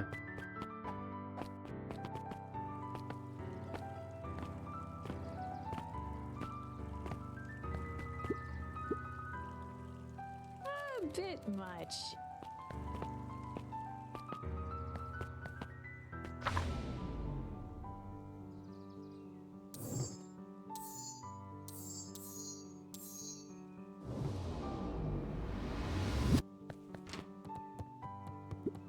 Kato That Penguin? volunteered at the Oh library my god, during it's the Penguin summers. Publishing. That's crazy. He wasn't very social, so he'd dedicate each summer to becoming an expert in a single subject, making him a reliable source of very particular knowledge. If you were to ask Kato something he didn't know, he'd escape into the dusty old bookshelves and return with just the right thing. Hey, Kato. Kato was lost in his reading. Luca crooked his neck to see the title, Introduction to Melitology. Oh, hey, Luca. You snuck up on me. Good book? Dunno, just started it. He gestured to the shelves. Really running out of books I haven't read yet. So now it's on to the wonderful world of bees. Turns out bees are pretty cool. For instance, did you know that around 70% of bee species actually live in underground tunnels? Or that if there are two queens in a hive, they will fight to the death for supremacy. Fuck yeah, yeah! Fuck yeah! That's interesting, but you haven't seen Roller around yet recently, have you? Not since yesterday. Keep an eye out for him. Keep an eye out for him, okay? Sure thing. If I see him, you'll be the first to know.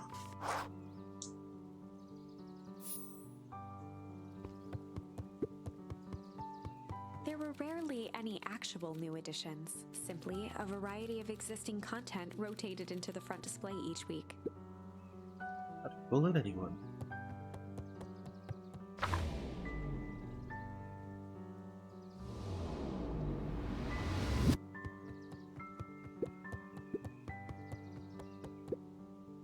Hey, Jace. Oh my god, this is such an OC. Oh, hey, Luca. Did Rollo come by? No. I was actually surprised. He's usually here early on days when a new issue drops. He's the biggest Hank Atomic fan I know. Besides myself, that is. Well, if he does swing by, tell him to meet me at you-know-where. I don't know where. No, he knows where. Oh. Roger that, Space Cadet. I love this little guy. Very, very blatantly Mythological, OC design, but also phosphorescence. adorable design. My complete loss of interest. The bottom corner shelf was a dusty array of thick science books. Only one binding was clean enough to read: Cellular Biology and the Chemistry of Mitosis. Boring.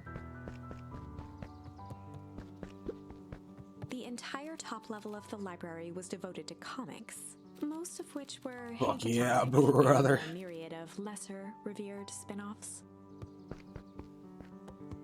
Interesting.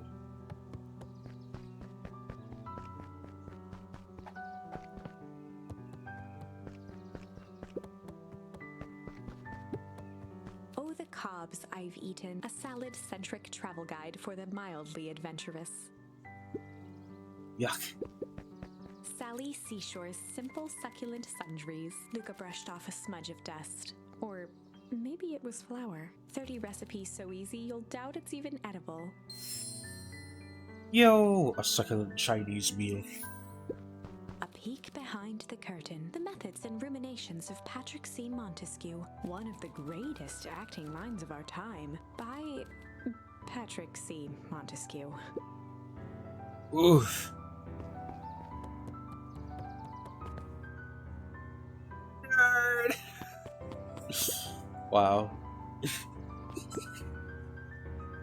What sort of monster locks can't be behind a door? Oh yeah, Mr. Nickard works weird hours sometimes. Of course he does. How about you? When do I work? Oh, what's your name? Luca Van Horn. You new here? Yep, not by choice. Beck's family moved often, giving her little time to establish any real connections. She would tell you she prefers it that way. I'm looking for my friend Rollo. He didn't come home last night. So he's missing? I guess so. Like, missing? Does that sort of thing happen a lot around here? Luca shifted his feet uncomfortably. Unfortunately, at least twice. Well, that sucks. Yeah. So, I should probably get going. Hey, wait up. What? Beck pulled a coin from her pocket. Yeah, I'm coming with you. What? So says the unlucky Betty. Unlucky? Yeah, well, it's not really on my own heads. Leave this kid to find his friend alone. But I always do the opposite. I'm like Two-Faced, but fucked up and evil. Isn't he already evil? Anyway. No, that's kind of like me and Rollo. I guess Rollo is my unlucky Betty. That settles it. A person should never be without their unlucky Betty. Let's go find him. The name's Beck. Pleasure to meet you, Beck. I suppose I could use some help. Should I keep up? No party member unlocked. She's a magician.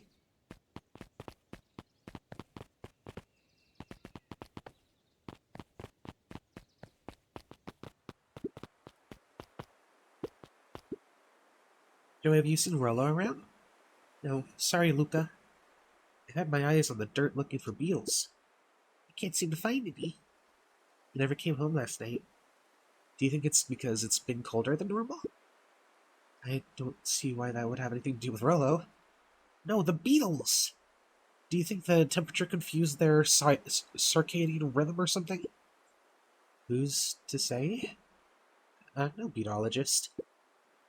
Just keep an eye out for him, would ya? Of course! A bee. Luca peeked up at the beehive. It appeared to be deserted. Huh, that's strange. After the foul harvest destroyed their wealth and reputation, the Valentine, both figurative.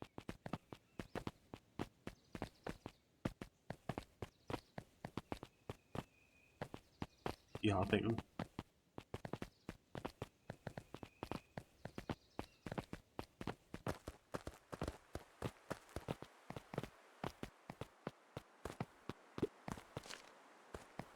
Wow. Dang, they brought it up the way in.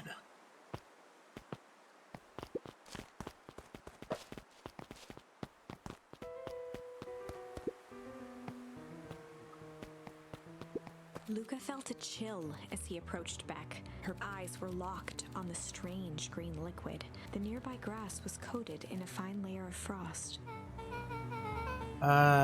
Is this sort of thing normal around here? His puddles of glowing ooze are definitely not what I expected from this place. I have no idea what that stuff is. Well, the next obvious step is science. What does science suggest? Poke it with a stick! Luca watched as Beck dipped a broken tree branch into the goo. Beck's eyes widened as flowers grew from the dead wood. First small buds, which quickly bloomed into vibrant petals. What the? Cool. As quickly as they had grown, the flowers began to shrivel and turn gray. Beck dropped the stick with a grunt of disgust. Okay. So science tells us that this weird gunk is weird as hell. Yeah, it seems dangerous. Hey Tish, look what the cat dragged in. Yep. I don't have time for this right now, Iggy. Oh, I don't see things like that. It hurts Tish's feelings. Ain't that right, Tish? Yep. Looks fine to me. Why, hello, I don't think we've been properly introduced. Iggy's the name, this is my compatriot, Tish. Yep. Probably heard of us. Can't say I have. I'll forgive you just this once on account of you being new around here. Why don't you hang out with this dude? Oh, sorry. Why would you hang out with this dud? Oh, he seems pretty alright. Iggy, why do you have to be so... you? Has he even told you that his parents skipped out on him? One of them died and the other one is missing. Shut up. It's true, they got tired of having such a pathetic kid and left him. Iggy, I'm only gonna say this one time. Don't talk about my family. Oh, look, he's gonna backbound now that a girl's around. First his pops croaked, and his mom finally couldn't take it anymore and bounced. I'm gonna beat this kid Iggy up. took a step towards Luca, his sneer lit by the... Beck could see tears welling in Luca's eyes, his fists clenched. Some things about Beacon Pines were very different from the city. But a bully from a hayseed town is really no different from a city bully. Beck took a deep breath and thought.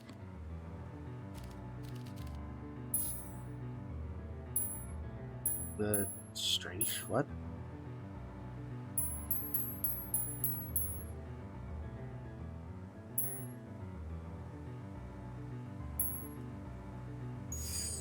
Well, time to bust out the strange.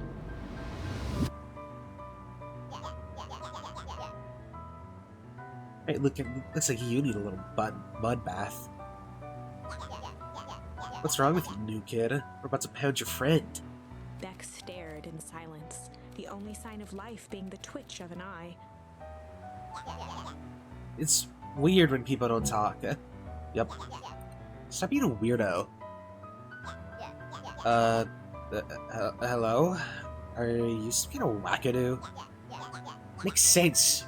Wackadoos travels in packs, dud? At the sight of Iggy taunting Beck, something in Luca snapped. Iggy's smirk shifted to a look of shock as Luca launched himself into his stomach. Iggy's clothes were drenched in the glowing ooze. Uh-oh.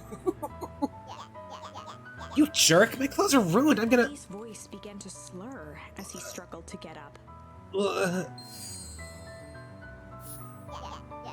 I don't feel so good. What? Sorry, I just... Oh, shit! Yup? That was tense. You seem to be okay, right? Nothing about this seems okay. At the warehouse, this strange ooze and what it did to Iggy. Was Rollo caught up in all of this?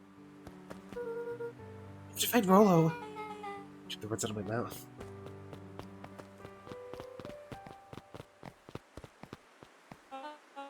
Whoa there, little buddies. You startled me. What in the dickens are you up to in this part of town?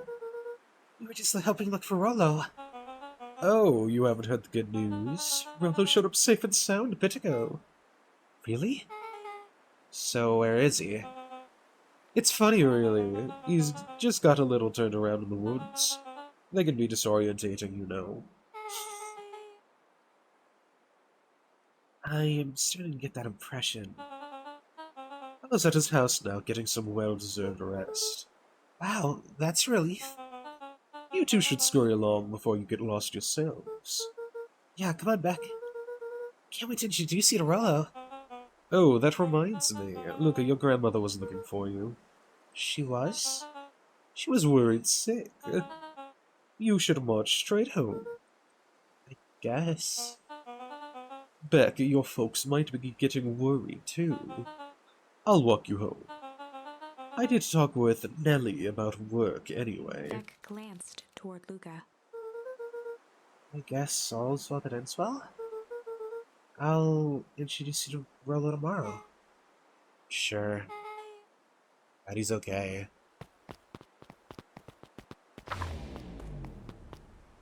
Rolo was safe. A wave of relief washed over Luca, which was quickly replaced by a sense of dread. Gran is going to kill me. If he hurried, he might just make it home before sundown. Chapter 4. Our harvest awaits. Luca took a deep breath and gingerly opened the door, steeling himself for Gran's wrath.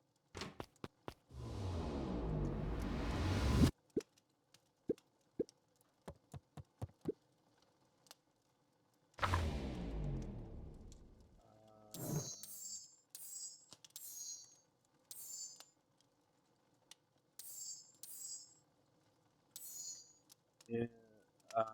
Huh. Okay, we're opening a lot more pathways, and I'm very concerned.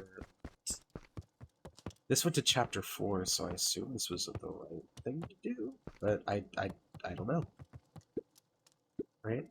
I wasn't supposed to go anywhere. I was just helping look for Rolo.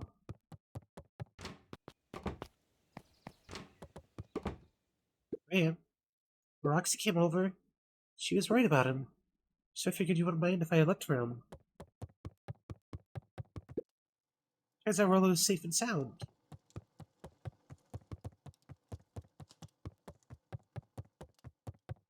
Luca was alone. The house was empty. So Grant's not back yet. I guess that's a good thing. Nothing to do but sleep, I guess. Luca was sitting by the pond, Huh? listening to small waves lap against a rock. His father sat in a folding chair in front of him. Without turning, he spoke. "Why don't you grab me some nice bait?" "Sure thing, Dad." Luca hopped over to the tackle box and popped open the lid. Inside was a rolling, buzzing mass. "We're fishing with bees?" Luca's father gave a warm chuckle. "Well, you catch more fish with bees than honey. Pick us out a good one." Luca closed his eyes and plucked out a bee. He could feel its wings struggle between his finger and thumb. Holding it at arm's length, he hurried over. His father deftly baited the hook and examined his work. "Interesting choice." With a practiced flick of the wrist, the line buzzed in a graceful arc. The water accepted it without a splash or ripple. The wrong choice. But I respect it. The pond began to freeze over. Sometimes we gotta make the wrong choice before we can make it right. Pallid ice propagated across the still surface with an alarming speed. Luca scrambled back as the ground beneath him turned cold. "Dad, I don't understand." "Sorry, kiddo. Understanding isn't always part of the deal." The relentless ice shot through the fishing line toward his father. "Dad, look out!" His father casually wound the reel. "None of it's your fault, you know. Never was." "Dad, we have to go." Luca grabbed his father's shoulders, trying to pull him away. "Please, you have to run." The ice crackled as it spread across his father's hands. That's the thing about fishing, Luca. His chest began to crystallize. You toss your hook in, and you never know what you're gonna pull out. A shock of searing cold ran up Luca's arms. He gave one last desperate tug. The chair tipped backwards in a single frozen mass. Luca tried to stop the momentum, but it was too late. He watched the icy form of his father slam into the hard ground, shattering into 1,000 pieces that crowded around his feet. "Dad, I don't understand. What does all this mean?" The gentle rustle of leaves was the only reply.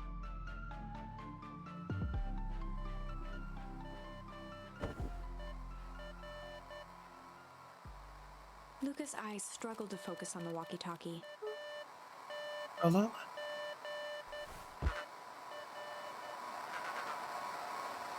Unfortunately, he could hear Rollo amongst the noise. Ah. Rollo, is that you? Luca. There? Rollo, it's the middle of the night. Luca, thank God! Listen! I don't know how long this thing will work down here. Down here? Rollo's voice was coming through more clearly now, but some words were still just static. Listen to me. Someone grabbed me yesterday. What? That man in the hazmat suit? Took me to some sort of... I think I'm underground. Underground? Are you okay? Kinda.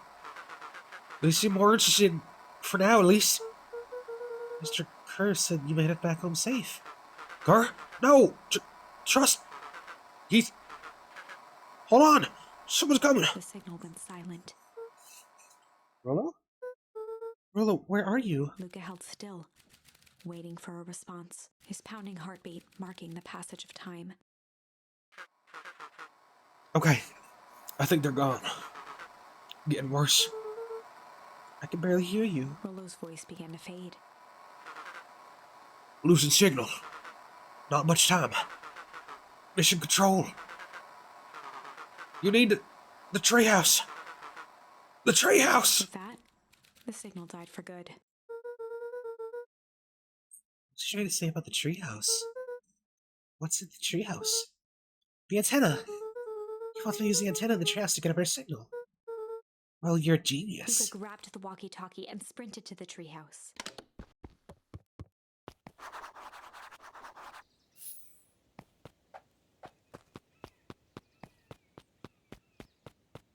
Oh, okay. Luca heard a group of footsteps approaching. He dashed behind the bushes to avoid being spotted.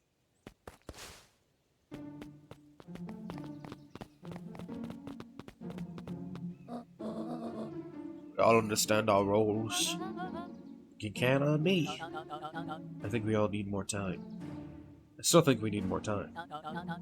This wasn't the original plan. Mr. Tolliver paused, shifting his eyes to one side. We're all in danger now.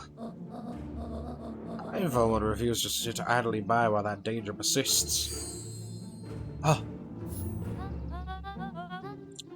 Hiram, you just want to keep... You just want... Ugh, wait. Hiram, you just keep your wits about you. Mr. Tolliver took one long, quiet breath. You're right.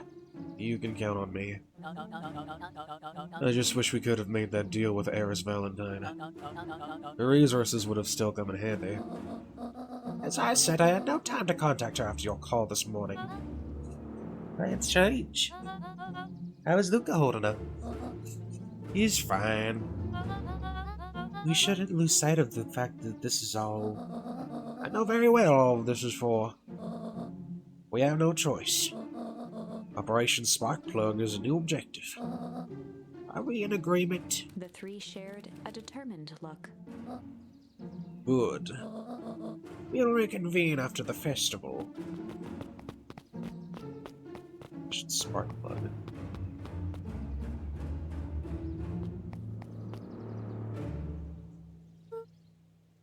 Man, meeting up with Mrs. Fratelli and Mr. Tolliver late at night. Hey, Luca! Ah! Don, you scared me! How long have you been there? Oh, just a few minutes. Earlier today, I saw Mr. Tolliver and your granddad to the diner together. When my shift at the newsstand was over, they still hadn't left. So I used the greatest tool of any investigative reporter.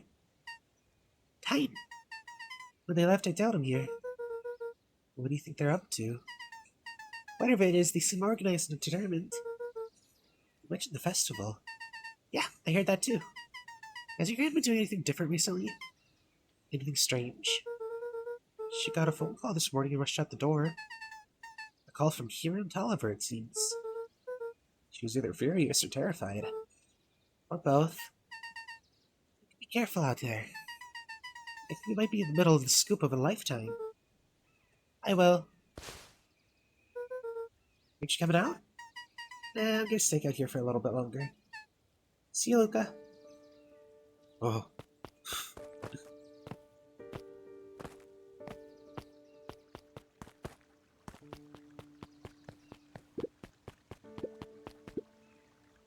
did it. Change the sign. Splendid. Did anyone see you? I don't believe so. You were right. It's simple enough to rearrange ladders. Odd choice for a prank, though. In situations such as these, odd is good. The two boys shared a mischievous grin. I like these two. Can't wait for everyone to see the big reveal. It should be quite memorable. Let's make ourselves scarce for now.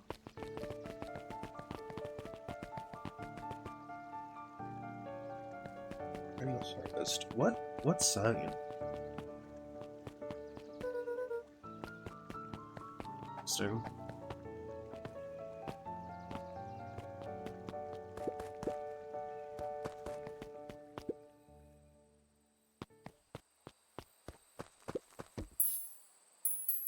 Luca wrapped some tape around the hook. Hey, you never know.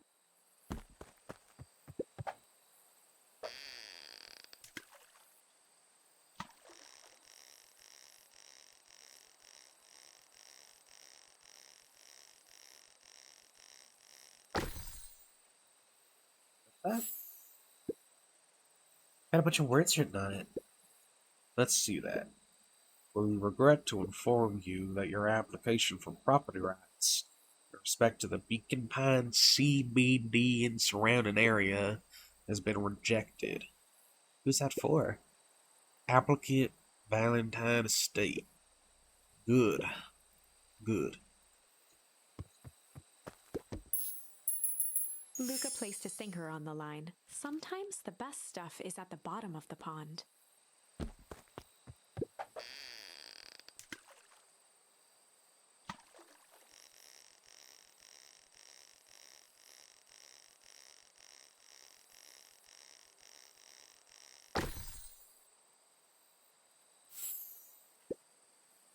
Alice 80 proof whiskey. A hard liquor for a hard man. Why is he hard? Best leave that be. Take a real person to work to leave something like that lying around. Weird.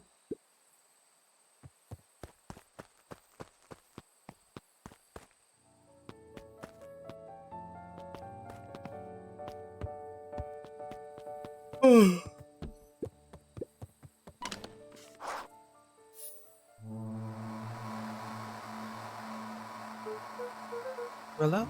Rilla, are you there? At the treehouse now, Rollo. Mr. Kurtz said you were alright. What happened out there? Yeah, Rollo, where are you?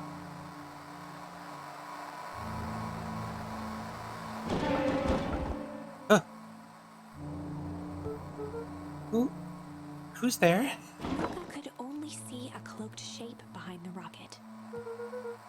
I've got weapons in here! So you better come out with me. Come out right now. He strained to hear as a muffled voice began. Weapons. Could you hurt something that's already dead? Fear gripped Luca's throat. Who are you? What? You don't recognize me? I guess I don't even recognize myself anymore. Luca stared at the ground for a moment, trying to place the dampened voice. The figure shifted slowly from behind the rocket, revealing itself to Luca. I'm a monster. Now they hunt me like the beast I am. Nikki? Luca reached over empathetically. Iggy's tone jolted to dejected anger. Don't touch me! This is all your fault! Luca slumped to the ground, overwhelmed by guilt. I'm so sorry. I didn't mean to. I lost control. So you go and control yourself for a second, and I get to be like this forever? There must be a way to fix this. Oh, you're gonna be my savior? Perfect little Luca saves the day. With this positive attitude and the power of friendship. I None of this matters. There's no time. They're after me. They chased me all through the Weepwood. I only came in here to hide. Hide from who? Who's after you? Luca! Luca! Rollo? It's not safe! Luca! Rollo, where are you? The treehouse! I'm at the treehouse, Rollo. Where are you? No, Luca, the treehouse isn't safe! They said they were going to the treehouse! I was trying to tell you to stay away from the treehouse! Who said they're going to the treehouse? The clipboards! What did I tell you? Those perennial harvest wackadoos are after me. They've been chasing me, yelling questions at me. What sort of questions? They were saying the same stuff they always do. But it's different now. Less asking, more threatening. We're gonna figure this out, Iggy. Yeah, well, thanks. Hello? Is anyone present in the arboreal domicile? Crap, they found me. Luca, what's happening? Don't panic, you stay here and I'll see what they want. Oh my god. Hello, Mr. Van Horn. Hello, Mr. Van Horn. We would love to hear your thoughts. Do you have time for an informal chat? We will be brief. Your time is valuable to us. Be down in just a second. Of course. We have a problem. Luca, you gotta get out of there. Who's out there? Is it them? Yeah, it's the clipboards. A bunch of them. How many? Maybe all of them? And yeah, you're right. They're saying the same stuff, but with the creepy knob cranked at 10. Might young Iggy be present? We would love to hear his thoughts. Run! Iggy slumped to his knees. I don't know what to do. I'm just so tired. Luca, what do we do? Luca grabbed the walkie-talkie and headed for the window. Follow my lead. Luca and Iggy climbed up the back of the treehouse to its roof, where Rollo had constructed his MCDC, the Mission Control Defense Cannon. From behind the crowd of clipboards, William Kerr strode forward, a warm smile on his face. Iggy, there you are. You gave all of us a heck of a scare. Go away! Just leave me alone! I'm sorry, Iggy, but no can do. Don't worry, though. We're here to help. Help? Then why were you chasing me? Luca, can you talk some sense into your pal here? Just look at him. He's not well. What's wrong with him? What did that gunk do to him? Well, that's a pretty honkin' big question, Luca. All you need to know is that he's sick. He's real sick, Luca. I just need you to let us up there and take care of him. You told me Rollo was okay, that he was back at his place resting. He is. Poor fella just got a little lost. That's a lie. That is a hurtful thing to say, Luca. I thought we were buddies. Why? Because he lets you ramble on like a wackadoo? Nobody likes you, you creep. Kerr's smile faltered. Why don't you pop on down here so we can have a face-to-face? Yelling like this is gonna give us all a heck of a sore throat. And who wants that? Luca's grip tightened on the MCDC. What did you do to Rollo, you liar? Well, shucks, Luca, the only teeny fib I told you was that he was at home. He is resting, and he is perfectly safe. For now, at least. What happens to him next is up to you, Luca. Look around. You're in quite the pickle, and I am the only person in the whole wide world who can help you. You get to decide how this ends. guards. Luca's mind raced. He was caught in a trap. What do you do when there's no hope? He wiped his cheeks with a sleeve. What are you gonna do, Luca?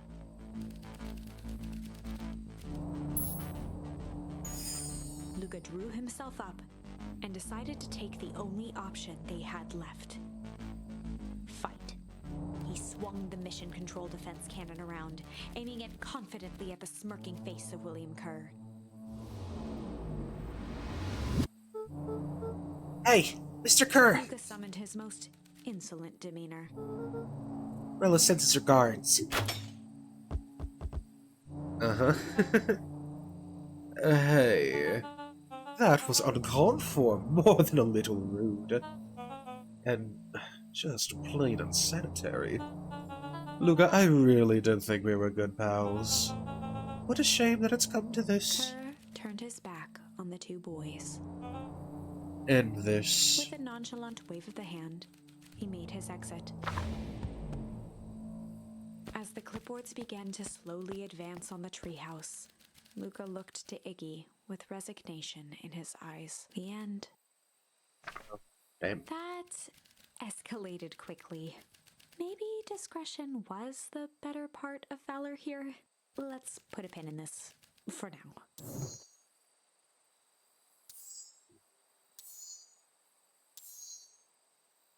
Weird. Okay.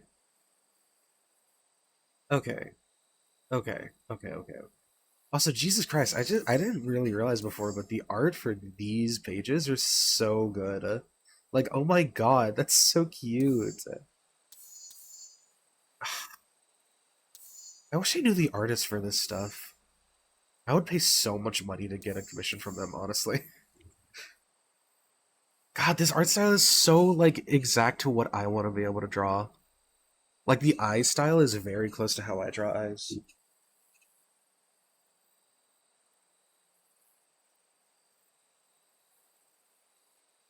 Golly. Okay.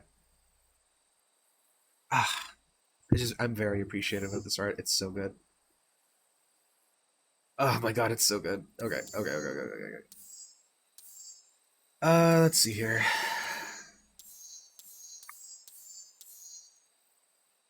So, I think this will probably lead to a quicker... I'll try this again. This is a story about struggle. Luca could hear a machine humming somewhere nearby. He felt around wildly, searching for something, anything that could help. His hands found a hard object, maybe a tile? He yanked it free, lifting the cold stone. Let me go! Luca swung the tile as hard as he could at the shape that still held fast to his leg. He heard the crack of glass as the stone hit the assailant's mask. With a muffled yelp, the hand let go. Luca was free and scrambled to the door. He never looked back once on the long run home. Chapter 3. Everything's fine. The next morning, it was quieter than usual at the breakfast table. Only the sound of silverware and chewing interrupted the awkward silence.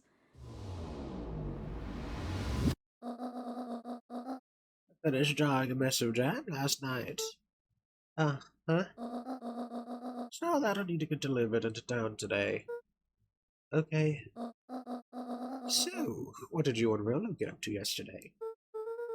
Oh, Rolo had things to do, so I just sort of poked around town. Set the jam down by the front door. There's 2 batches to drop off. Uh-huh. One for Mr. Tulliver at the Bag and Whack. Another for Miss Fratelli at the diner. Oh, those are the people that she's, like, in league with. Oh, and Mr. Nuncrade. He said he wanted some more. I suspected as much. Yes, he seems to have taken a particular interest in my jelly. There's some extras in the basket for that enthusiastic gentleman. Just make sure Miss Fratelli and Tolliver get the ones on top. No problem. Off with you now while the day is still young.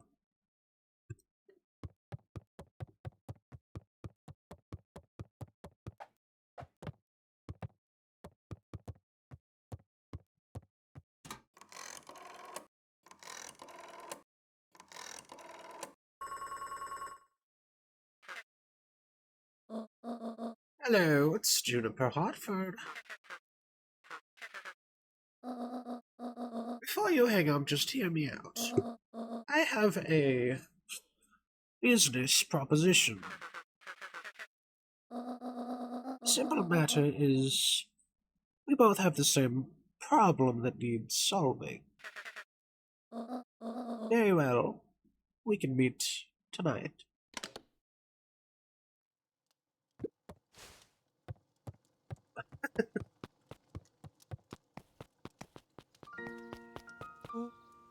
Okay. Sorry about yesterday. Rock's gonna be so annoying. But good news! No more boring chores for me today. Did you make it to the old Valentine warehouse? Oh, what'd you find? Give me the dirt. Something happened. There was someone else there. What? Who was it? Was it aliens? I knew it would be aliens. No. Zombies? No. Alien zombies? What else could it possibly be? Hello. I've got to deliver these into town first. We can catch up after. Ooh, it's a whole thing? Sounds like a whole thing. Yeah, we shouldn't talk about it here. Be at the treehouse tonight. I'm not sure what this treehouse is that you speak of. Need to get mission control. Roger that, Space Cadet.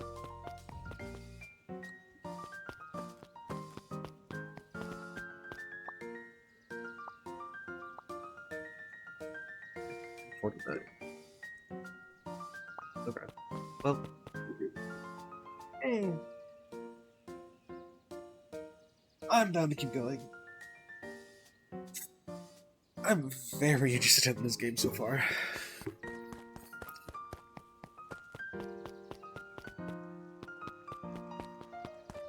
Hey, Joey. Wait, watch your step! Oh, sorry. There was a whole family of beetles here. They've gone missing. I thought they just sort of wandered around. Everyone has a home, Luca. Even beetles. Luca checked the soles of his sandals. I think we're okay. It's weird that they're gone. They went missing when the festival preparations began.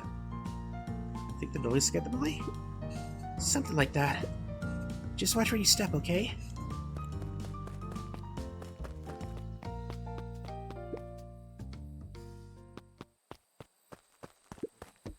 Loot. Luca jetted for.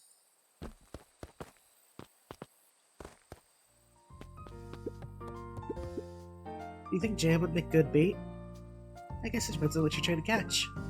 At this point, anything.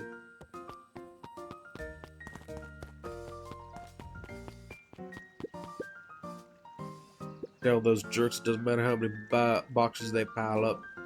I ain't moving.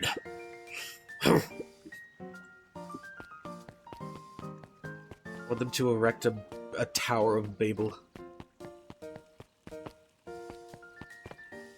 Oh, okay. But you. Anger from the past, mistakes not yet made, and a glimmering hope for the future. He carried them in all in equal parts everywhere he went. Oh heavens, what a burden to bear!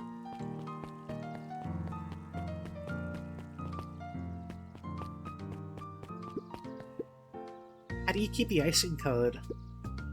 Keep them on ice. Where do you get the ice from? I don't know. Somewhere cold. How do they keep somewhere cold?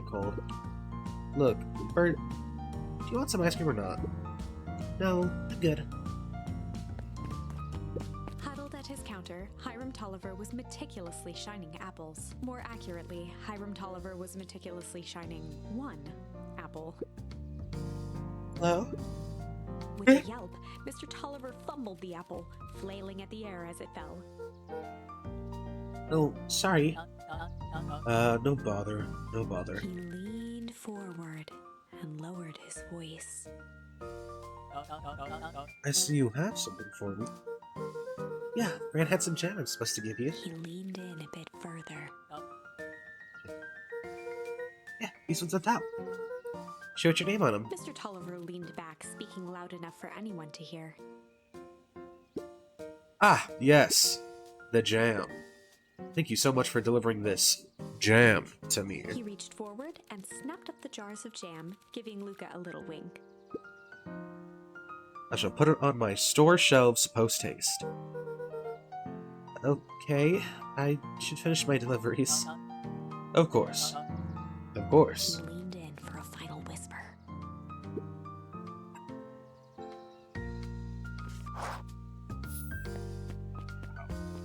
You're gonna ruin the whole operation, my guy.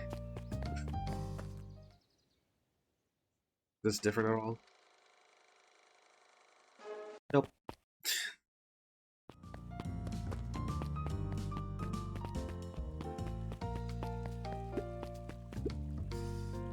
Mr. Wilder, I trust you have had time to chat. You have time to chat. Eris Valentine, oldest of Sharper Valentine's children, and heir to the Valentine fortune, had a way of making questions seem like demands. Certainly. What seems to be the problem? Mr. Wilder had learned to assume that if he was hearing from Eris, it was because she had taken issue with something he had put in the paper. I couldn't help but notice that the front page of the morning's paper was consumed with stories about this silly festival. Well, yes. That is the news of the day. But there was no mention of the museum, nor the foundation through which it was endowed. I'm sorry, Miss Valentine. My readers are more so interested in the town's future, rather than any one family in particular. There was a time, Mr. Wilder, when the going-on of my family was the only thing this town cared about. Well, things change, ma'am. And you know, change is a dangerous... If you finish that thought, I'll make the monocle a permanent feature of your anatomy. My apologies. Good day, Miss Valentine. Did I give you the impression this conversation was finished? Mr. Wilder averted his gaze and began to polish his monocle. Well, good day, Mr. Wilder.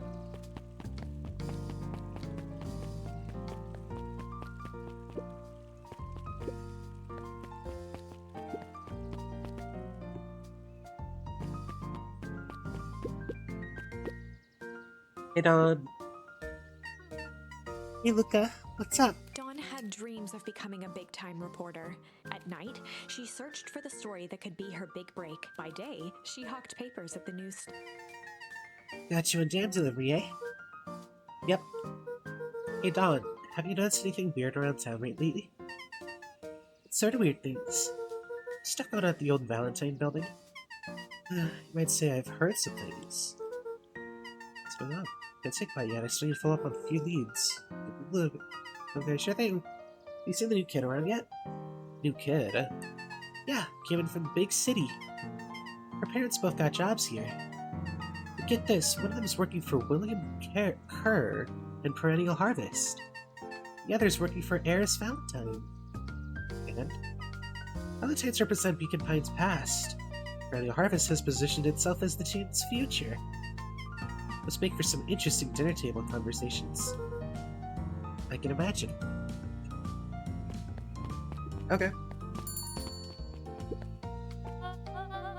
Well, if it isn't my favorite little jam runner. I love this person's hair, by the way. It's so pretty. It's so well rendered. Oh, God. Hey, Miss Fratelli. Look at you. She leaned forward and pinched Luca's cheek. You're all skin and bones. Is Grandma not feeding you? She is, it's just... I understand. You know, I taught your mama how to cook back in the day. May not even remember, but you used to help out in the manor. See that picture over there? That's you helping your mama back in the day. So cute, running around in your little apron taking orders. The whole situation just breaks my heart what happened with Eleanor. Oof. I got a feeling she's out there somewhere, here to be with you again. Things in this world keep a mother from her son. Luca shifted the basket uncomfortably. Oh, yes. Let's see here. Mrs. Fratelli lifted the cloth and inspected the jam. Ah, they even have my name on them. How thoughtful. She carefully lifted out her jars of jam. You tell your gran hello for me, Luca. Will do. She's so much better at keeping a low profile. That's crazy. Luca squinted at the faded photo of him and his mom at the diner. Memories of that day came flooding back. Oh! Yo! Oh my God, there's so many people.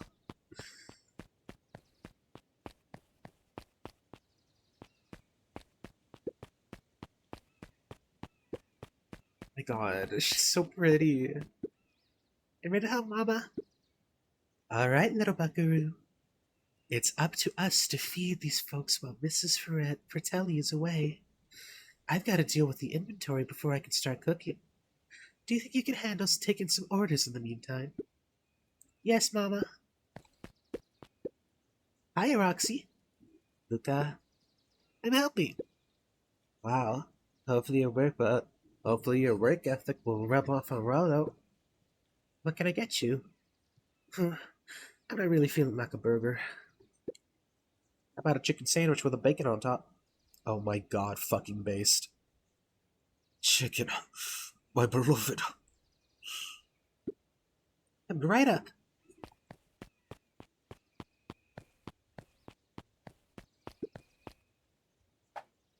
Oh, Chicken sandwich with... Okay, so chicken... bacon. Here you go. I call it the Love Me Tenders. Nice.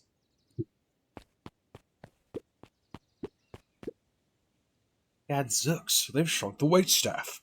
Jeff slapped the table and gave Luca a toothy grin. How's your pops doing? He's been pretty busy these days. I know the feeling. Tell him that fishing rod he ordered should be ready next week, will you? Sure thing. I've been in the mood for something sweet. Got a burger that can satisfy a sweet tooth? A sweet burger? Yeah, top it off with some grilled cactus. Grilled cactus?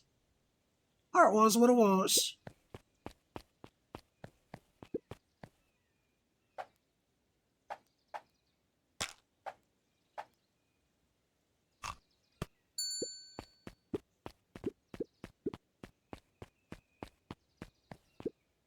Here's your order.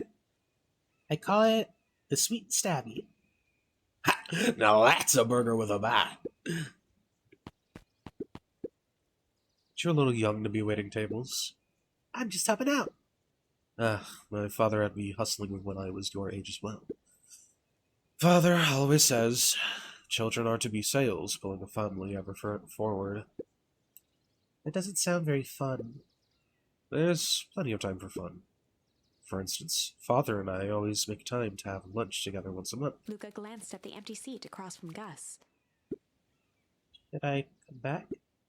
Oh, no, it turns out Father was too busy to have lunch today. I'll just go ahead and eat alone. Oh, Silver lining is, without him around, I can have my usual. A nice stack of cold cuts topped with a pile of sloppy chili.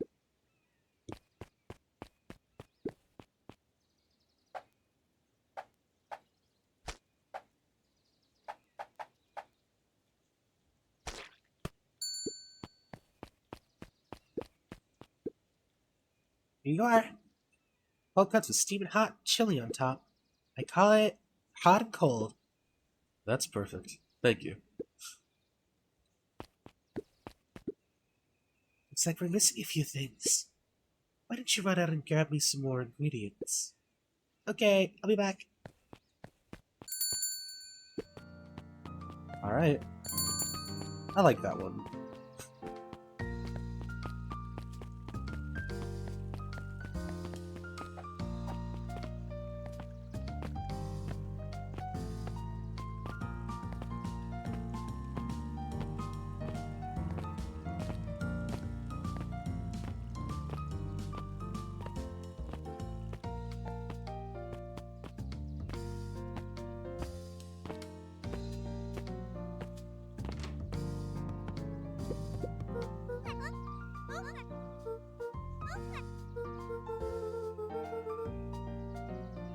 There's been some weird stuff going on at the old Valentine house warehouse.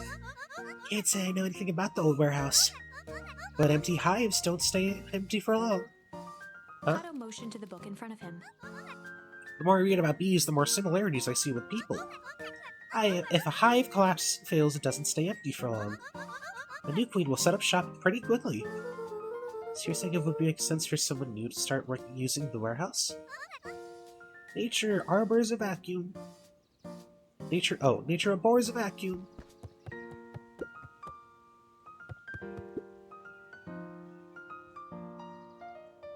Hey, Jace. Oh, hey, Luca. Have you seen this new issue of Hinkatonic? Not yet. No spoilers, please. It's awesome. It's a flashback. No spoilers, please. We get to see how mild-mannered Henry Adams becomes Hinkatomic Man of Space Justice. Jace, no spoilers. Oh, sorry. My point is you're gonna love it. Alright, Jace. Catch you later. Roger that, Space Cadet.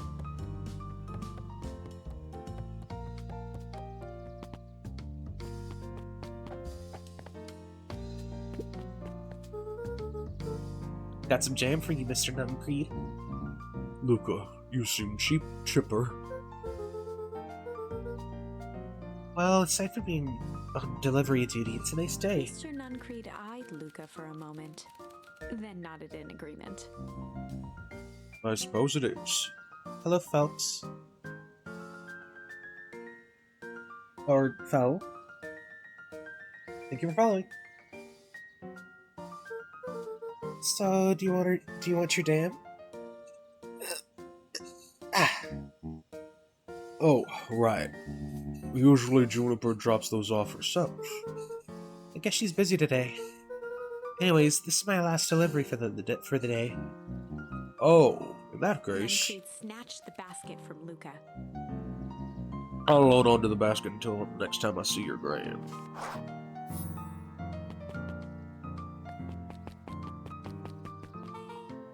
Hey, you. Anchovies or pineapple? What? Don't think. Just answer. Pineapple. Pineapple. Why? How old are you? 12? Perfect. Follow me. Who are you? Anyone ever tell you you ask too many questions? Just try to keep up, okay? Yeah, I haven't played it. I've been playing through it. I guess not really ending. Well, I guess endings. I got a couple of the route, stops. This game gets kind of fucked up sometimes. I didn't expect it to. I thought it was just gonna be cute. But, yeah, it's cute. I like it. I really like the art of this game, dude. I really want to know who the artist is. I'm sure there's multiple, but... What just happened? Well...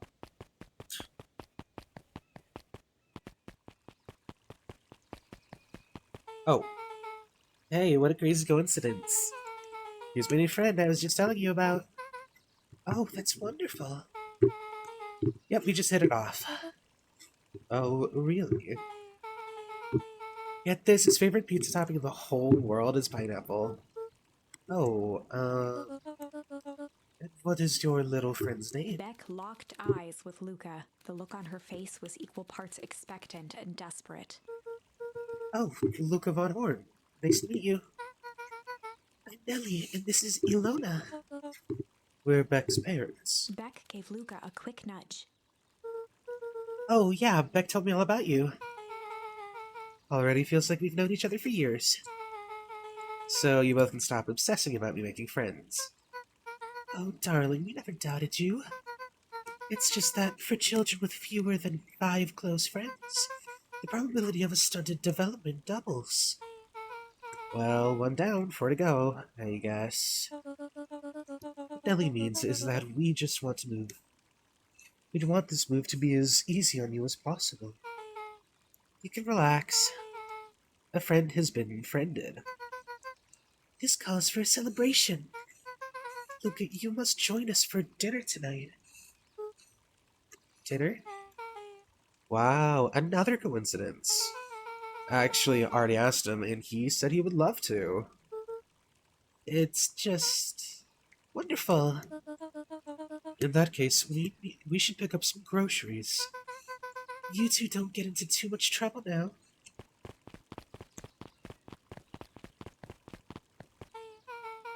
Wow, I can't believe that worked. Thanks a ton. You're welcome. I owe you one. My moms are great and all, but they can be a bit much sometimes. You know, lesbians. Our house is the little cottage next to that big mansion place. Wait, you live on the Valentine estate? Yeah, that's the spot. Meet me by their big creepy gate. Don't be late. Or I'm back to square one with the whole friend grift. Great. See you there.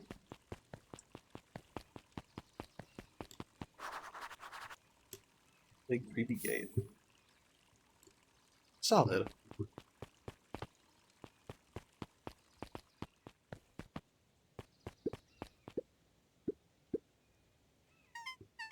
Dawn had dreams of becoming a big-time reporter. At night, by day, she...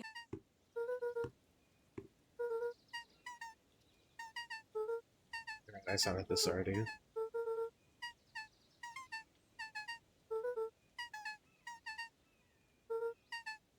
Okay. Specifically for this, like, page, God, the art is so good.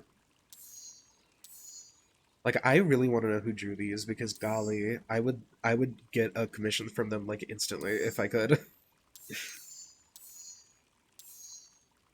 The art is like, this is peak of like what I want to do with my art. God, it's just so good.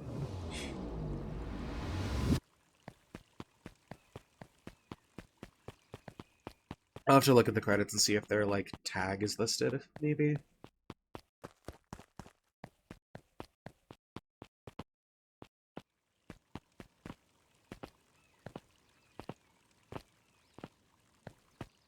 Jeff's hardware closed down about a year ago. The effects of the foul harvest stretched wide. When there are no crops in the field, tractors don't need fixing.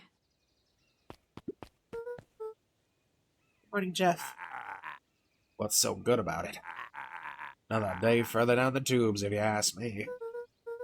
Come on now, it's not all that bad. Festival's coming up. A festival. Old man Valentine used to put on cockamamie shindigs all the time. Where did that get us? Well, it's perennial harvest putting on this one. And they're doing it for the whole town. As far as I see it, the difference between the old Valentine Company and this new perennial harvest outfit Jeff dug through his pockets for a bit.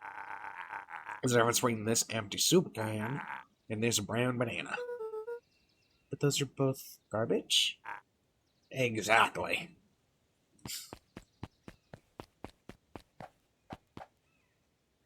Okay, well, whatever.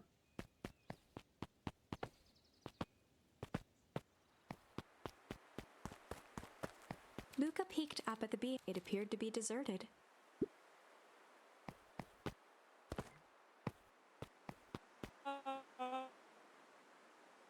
Oh there, little buddy. What brings you to this neck of the woods? Oh, I was just running around a bit. Wandering. How wonderful. Children and their wonderful wandering. Oh, to be young. Anyways, I can't let you pass just now. Top secret business that away. Mr. Kerr winked with a wry smile. I'm just yanking your chain. Perennial Harvest is just making a few He improvements. gave Luca an energetic thump on the shoulder. Better head home now. Our harvest awaits. Goodbye.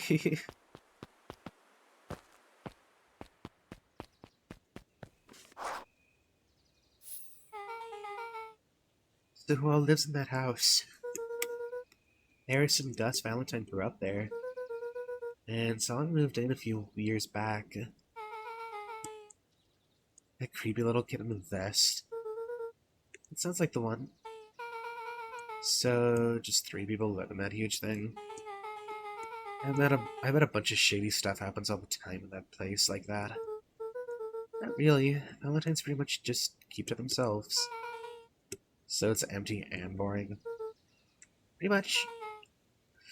What a waste.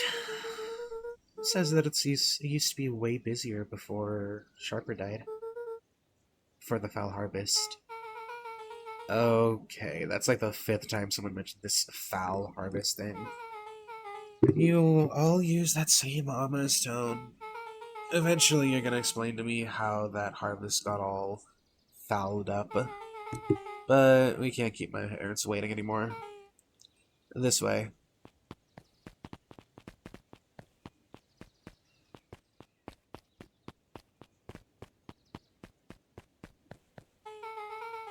Those kids would have just ditched me by this point. Why are you still here? Look like you could use some help. You know what, Luca? You're not so bad. Let's get through this as simply as possible. Just eat, smile, and nod.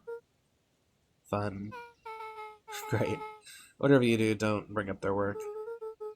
You can handle that. Beck took a long breath, then gave a firm nod. There goes nothing. Chapter 4. Dinner with the Moodwills. Ilona Moodwill was worried about change. A gardener at heart, she understood the necessity of change, relied on it even. But there was a difference between the controlled world of her plants and this cluttered cottage in a strange town. Almost done. Nellie was a blur of activity, digging through boxes. Sorry, love, couldn't find the dishes. We'll have to make do with paper plates.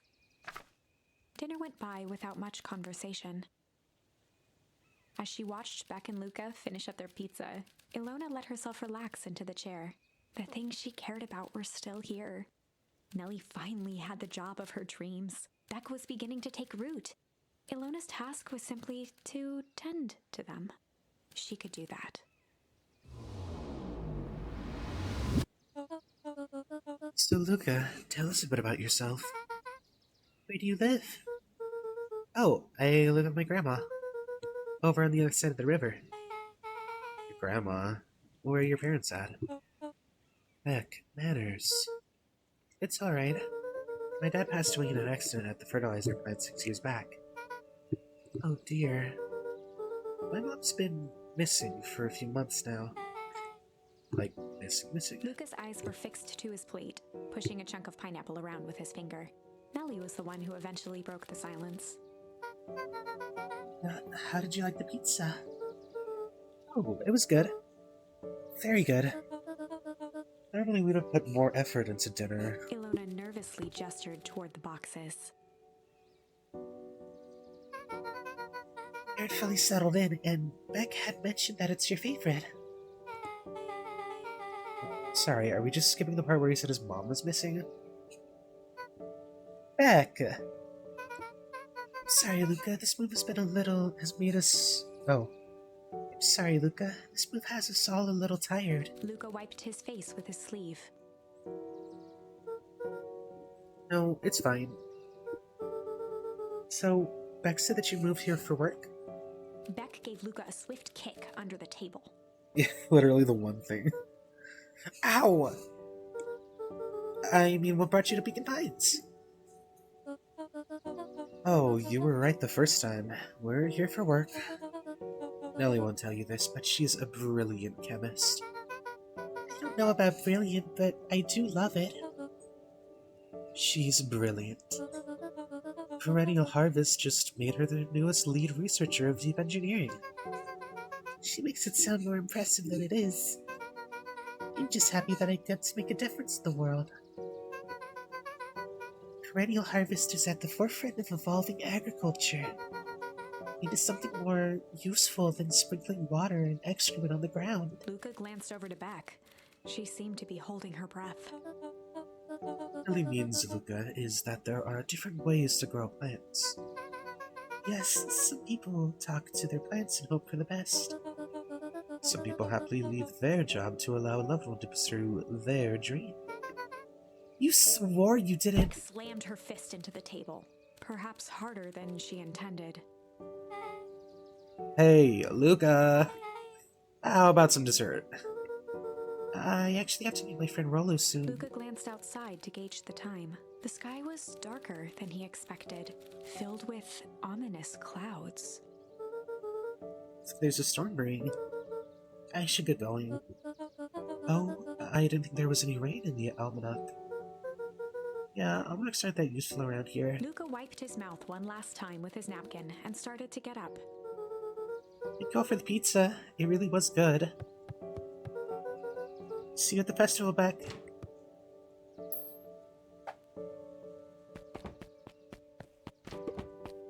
Wait up. I'll walk you home. Surprised, Luca turned around. He knew Rolo could be prickly around new people. But Beck seemed cool. Rolo would warm up to her eventually, probably.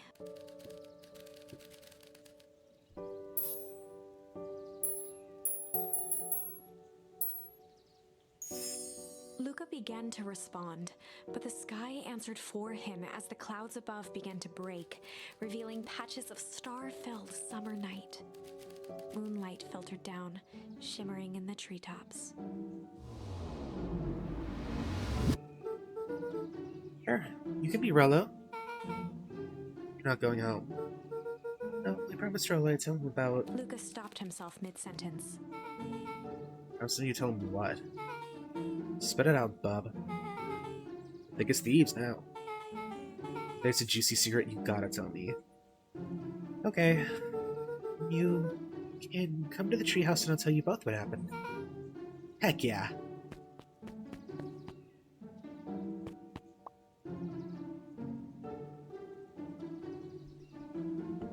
Let's see here. I'll play into the end of this route, Luca probably. saw Beck skulking by the gate. And then I'll stop. Luca saw Beck skulking by the gate. So, you're telling me there's nothing mysterious or creepy about this place? It's mostly boring and empty.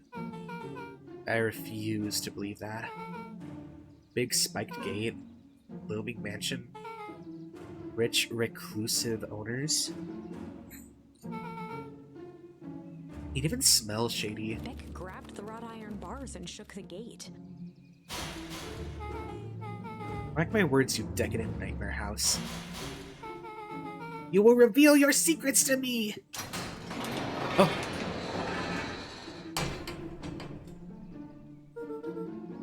What did you do?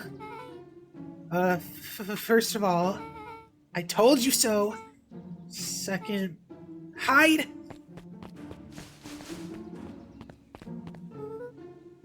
It's Harris Valentine. Who's that she's talking to? Shh. As you return that suit in working order. Of course. As long as everything proceeds as planned. There's nothing to worry about. The only thing I'm worried about is that what's rightfully mine. If that means making some unsavory alliances, so be it. I have a theory, so... I couldn't agree more. There comes time to suspend hostilities. I'll deal with our common threat. Now this is what I was talking about. Beck's voice was an excited whisper. Proper shady stuff. Someone in a suit like that tried to grab me yesterday. Seriously? Shh. You do understand that when this all inevitably fails, I will deny everything? I wouldn't expect any less of you. You just worry about your part of this and let me handle the rest. Can't wait to see the look on the Rube Kerr's face. Yes, the truth will come to light. I'm still surprised you're so comfortable with the potential collateral damage. There's one thing I've learned. It's that change is painful. Wow, I was expecting shady. That's just flat-out supervillain talk. If you don't mind me asking, why? Why are you doing all of The this? mysterious figure retracted their mask, hair pushing out from all corners. I knew it. Family. A chill ran down Luca's spine. his vision blurred. I fucking knew it. Vex stifled a sharp wince, and Luca looked down to see himself wrenching her hand. An answer I can certainly respect. Gran tousled her hair back under the face mask. Just remember, keep everything nice and normal until the festival. Oh yes, I'm very much so liking this game. I really dig it. I thought I would like this. I bought it like a while back, and I just never played it just because I never had the time to. But I started it a little bit to play in my own time. I got like very not far at all into it. I got like maybe like 10 minutes in. And I was like, this would be a great game to play on stream. So I did. And golly, it's very just like the art style, the story. Story's very like Uchikoshi-esque, like all these different like paths that you have to go down and go through, and just like the actual like themes that it's using are just so cool. It's also writing these kids very like well. Gran gave Eris a curt nod and disappeared into the night.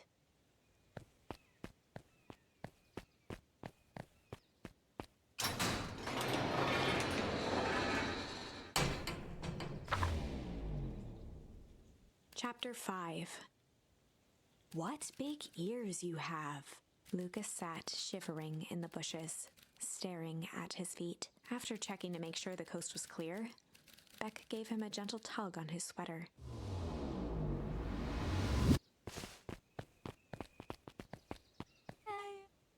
What's wrong? You look like you've seen a ghost. I'm so scared of that old lady in the hazmat suit. That was my Gran. That was your Gran. Yeah. Okay, well, I'm sure there's a perfectly reasonable explanation for all of this. Let's just get to the treehouse and figure things out there. Lead the way.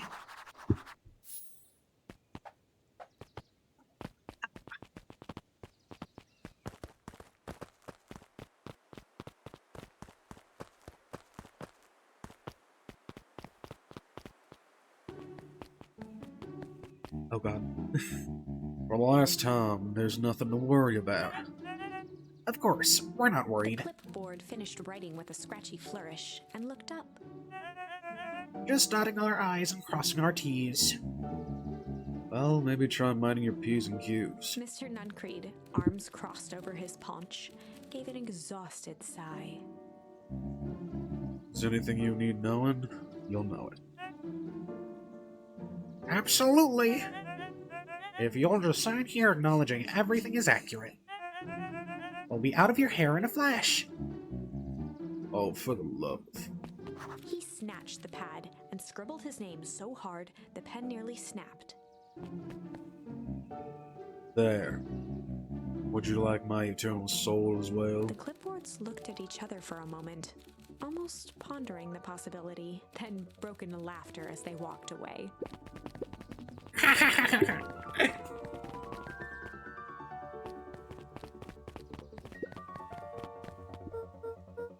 Mr. Nuncreed? Luca, let me give you some advice. Next time someone don't know asks to hear your thoughts, give them a good hard bop and a kisser. Oh, Grant tells me to just keep away from the clipboards. That's good, that's good. Your grand's a smart lady, Luca. Speaking of which, we better run along home now. Too dark out there. Too dark out to be wandering on your own. Okay.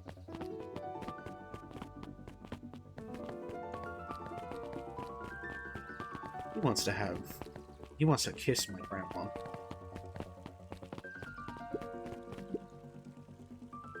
The secret will be revealed to you in due time. The question is, the figure noted. Are you prepared to live with the truth? Sure.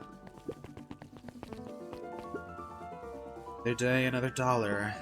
See you tomorrow, Z. You notice how all the perennial harvest folks order the same drink?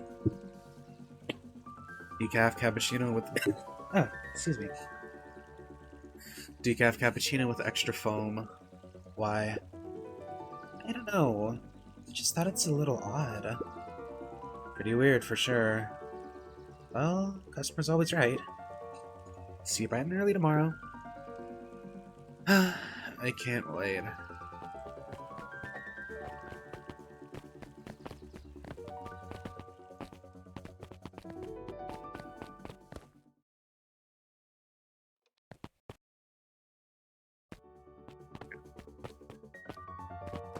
I've already watched that.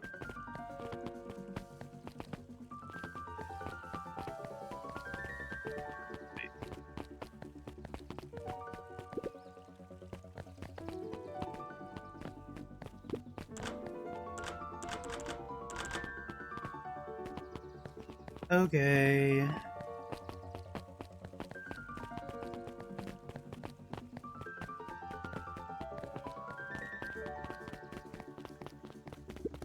William Kerr and Gus Valentine proudly surveyed the half-covered festival banner. It's all coming together quite... Oh, sorry, that's the wrong guy. It's all coming together quite nicely. Couldn't have done it without The you. mayor gave a half-hearted shrug. I'm not so sure about that. Is this Toxic Yaoi? Nonsense. That reminds me, I wasn't able to thank your sister for her contributions. Yes, she has been indisposed as of late. She doesn't much like me, does she? Oh, no, that's not it at all. She's just been busy. Of course. Regardless, I would be forever grateful if you could pass my thanks on to her. This museum adds a real air of import to the whole affair. And we couldn't very well celebrate the story of Beacon Pines without including the Valentines. My father was a great man. Your darn tootin' he was. Kerr locked his arm on Gus's shoulder. But I mean the entire family. The entire Valentine family. Present company included. Can I ask you something, Mr. Kerr? Call me Will... Oh, they're so fucking gay. Okay. Okay. Ask away. William, why are you doing all of this? Gosh, I never felt one needed a compelling reason to throw a party. Not just the festival.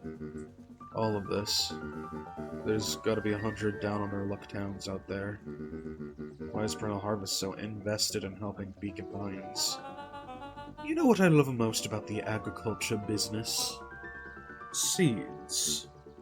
Seeds? Yep, little bundles of potential. With a glimmer in his eye, Kerr gestured grandly toward the horizon. You treat a seed right, nurture it, feed it, and it can grow into something truly special. You see potential here? Undoubtedly. The seed of greatness is already under our feet. All it needs is a little nudge. And the right leadership, of course. Oh. Good night, Mayor Valentine.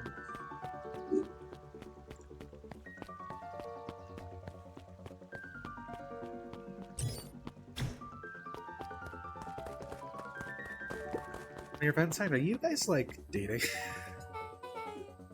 Oh, this is nice. Yeah, the treehouse is just a little further on from here. So, what's your buddy Rello like? Rello? He's... Rello. Not particularly helpful. Sorry, I've just never thought about it. Lots of energy. He's funny, even when he's not trying to be.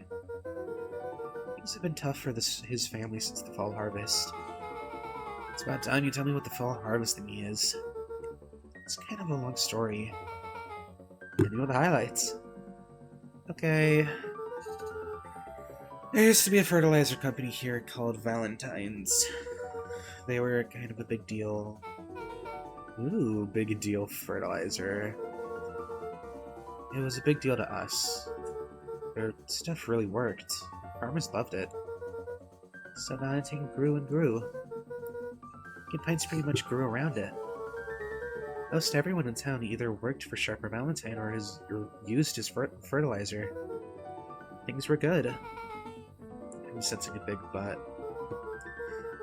Around 6 years ago, Sharper Valentine suddenly died. Something changed. Changed how? Could have been a bad batch. Maybe it was in the water, air, soil. Nobody knows. But all the crops died. And everyone blamed the Valentines. Foul harvest.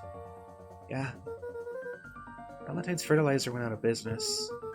Half the town lost their jobs. Sheesh. This year the crops came back, but something was different. Plant a crop, do everything right, and it's sort of a crapshoot what happens. And no one knows why? Nope. I take it Rolo's farm got the short end of the stick. Yep. For some reason, their farm was hit harder than others. That sucks. Things have gotten better since Perennial Harvest came to town. The Beacon Pines Reborn initiative. Yep. First thing they did was give the town a deep scrub. They even put us in hotels, one town over for a week, while they documented the groundwater, or decontaminated the groundwater. Huh. We better get going. And this goes in the dream world. Still not in. The gently bait good for skimming the surface. Okay.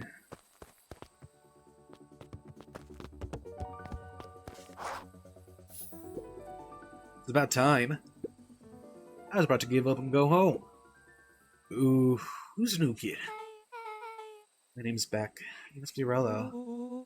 I see my reputation precedes me. Welcome to Mission Control. Rollo waggled his head with pride. You'll find we've spared no expense in construction. I've seen worse-looking piles of junk. Thanks! Hey, Luca, you know the security concerns we talked about? Yeah. Well, I was waiting to make some improvements. Let me lock this baby down for a little test and infiltration. Can't be too safe these days. Oh, neat.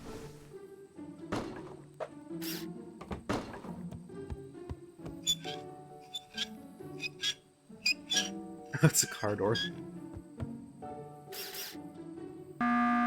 Oh. Oh.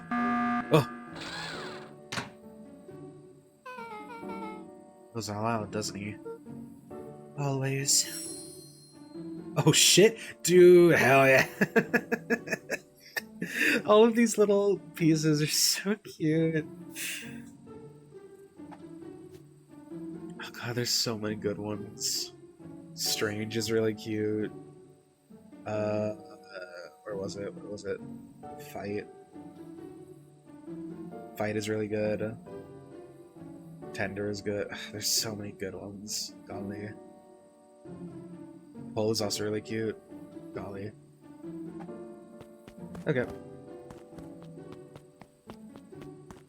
So...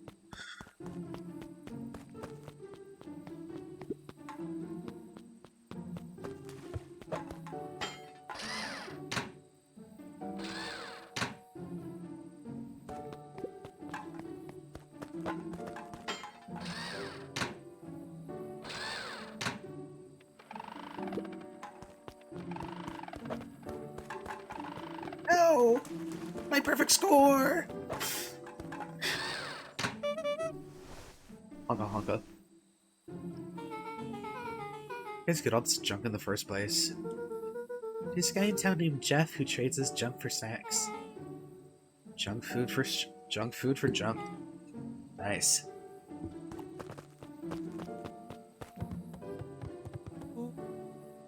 So, pretty sweet security, right? It was imaginative, I'll give you that. Luca, are we sure we can trust this new recruit? I'll vouch for her. Thanks, I guess. Oh, Luca, you promised to fill me in about the Valentine warehouse. Luca sucked in a long breath. So, like I said, there was someone there. What were they doing? I don't know, but the place was lit up and active. Maybe they were squatters? I don't think so. It seemed more organized. When the man pulled me in, I saw some sort of equipment running. A man pulled you in? Yeah, but I got away. I keep saying it was a man. They were wearing a mask, right? Yeah. Then it could have been a woman. How'd you get away? I grabbed a rock or something and broke their mask. They let go and I ran. Dang. That's intense. No wonder you freaked out when you saw your grandma. Yeah, that's the other part. On our way here, Beck and I saw Eris Valentine meeting with Gran, wearing the same sort of hazmat suit. Rollo let out a low whistle. They weren't here for idle chit-chat. It was a proper clandestine meetup. So let me get this straight. There's an operation in full swing at the Valentine warehouse. You were almost abducted by a strange man or woman in a protective suit. And then you saw a Gran in the same suit talking to Eris Valentine. Pretty much. I didn't think this town is kinda awesome. Rollo and Luca shot back a look. No offense. And so we can logically conclude aliens or alien zombies have infiltrated the town. And their leader is your Gran, and she tried to murder you. First of all, and for the last time, there are no aliens. Second, it could have been my Gran at the warehouse. I broke that person's mask to get away. The mask Gran was wearing was damaged. But she is definitely hiding something. Maybe. Gran is weird, but she might be the most boring person in the universe. All she does is sit around all day making jam. What could she possibly have to hide? I don't know. We haven't talked much since you moved in. Moved in? Your Gran isn't from here? No, she came in a few months back to take care of me after His mom went missing. Did you know your Gran before? Not really, no. It'd been years since I'd seen her. Look, don't take this the wrong way. Are we sure your Gran is on the up and up? Luca gazed out the window. Just saying. Sounds like strange stuff has been happening kinda since she moved in. Or since she showed up. We could say the same thing about your family. But you're right. Look, your Gran is hiding something. I always says folks only bury stuff worth digging up. We need to investigate your house. If Gran really is hiding something, don't you think I would have noticed by now? It's kind of the whole point. That's kind of the whole point of hiding something. I guess you're right. It's been leaving the house for hours at a time this week. I'll call you two tomorrow when the coast is clear. We can start getting to the bottom of this.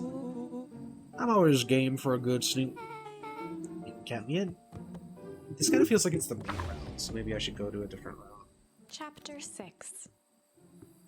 Secret lair. Summer forged ahead, but the nights only seemed to grow colder. Luca walked home slowly under the pale starlight, cautious to avoid any more surprises lurking in the shadows. Reaching home, he slipped quietly into bed, half dreading what they might discover the next day.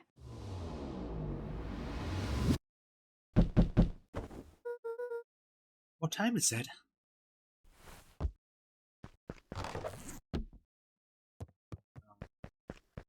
Kind of figured that I would get a choice. I want to wear my cool little tree shirt. Jesus Christ. Alright, I'm on my way then. Jeez. Loud as hell. Oh! Hello, what on earth is that? Ridiculous thing on your head. Oh, this? It helps me think. You're gonna need a lot more of those. Joke all you want. Wolsey was laughing when I cracked this case wide open. The coast is clear? Yep, whatever she's been up to this week, it's been keeping her busy most of the day. Very well. Very well. Game is afoot. Luca and Beck Beck rolled their eyes as Rollo strutted across the room. If I were a Gran, where would I keep my deepest, darkest secrets? Perhaps where you might least expect it. Rollo flung open the cabinet with confidence. Aha! He coughed as a veil of dust hit his face. I think it's safe to assume anything that dusty isn't what we're looking for. Maybe that's what she wants you to think. Then again, any good detective knows not to trust their first hunch. First hunches are suckers.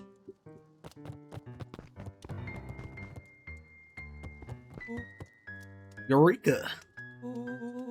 She's lit a fire in order to burn the evidence.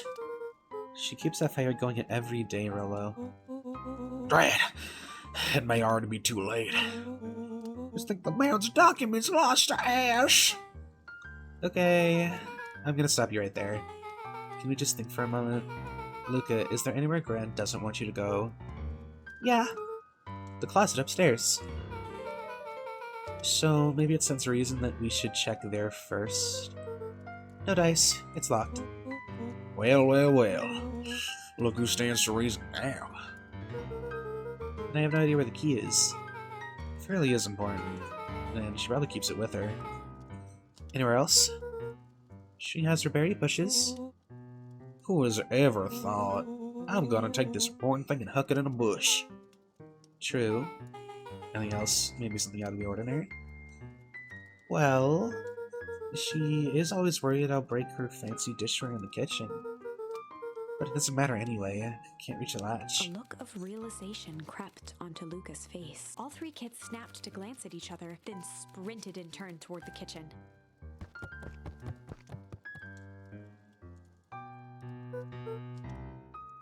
Alright, Rollo. This is your time to shine. Ah, yes. You've called upon my expert detective skills. Now I shall proceed with... He could finish. Luca scrambled up Rollo's back. Oh, it's just like in Delta Room. Hey, this isn't my detective work. Every squad needs a good lockpick. And every good lockpick needs a sturdy head to sit on. This is beneath my standing. Stop complaining and hold still. Got it. The three crowded around the hutch to peer in. With the glass doors opened, a perfect porcelain display gleamed in front of them. Their eyes searched for anything amiss, but the only distinct feature was its impeccability. Well, that was anticlimactic. Yeah, I don't really know what we were expecting. Like, oh hey, we just yank on this random teacup As and... Beck pulled on one of the teacups, it slanted forward with a hollow click. The entire hutch began to rustle and slide under its own power. Like your guy's been doing some remodeling. Dude, only two types of people have secret layers. Evil masterminds and superheroes. So, which one do we think she is? About to find out.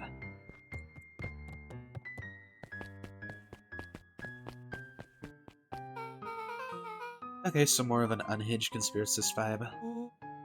Oh, wow. Yeah, this cannot be good. Need to look around before jumping to conclusions. What do we have here? Barrels marked caution, explosive, and jam jars.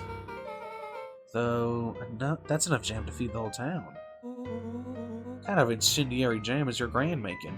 Did we give those people bombs? That's fucking epic, bro.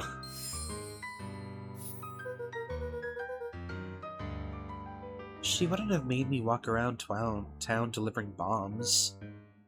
Right? Only one way to find out. Rollo casually spun open a lid and dipped his finger in the jam. Huckleberries. He smacked his lips. A hint of brown sugar. And ink. What? Rollo plunged his hand in the jar, fishing out a soggy slip of paper. Aha! Rollo offered the slimy note to Luca and licked his fingers clean. It's addressed to Mrs. Fratelli. A grand jam gram? It says, last night I used the disguise Eris provided to scout the location. The timing window should be possible. Operation Sparkplug is a go. Oh man, what are they do? Are they doing a heist? Whatever it is, it can't be good. Some more a bombshell than a bomb, am I right? You're new here, so I'll let it slide, but I'm the bad joke guy around here. Okay. Neat.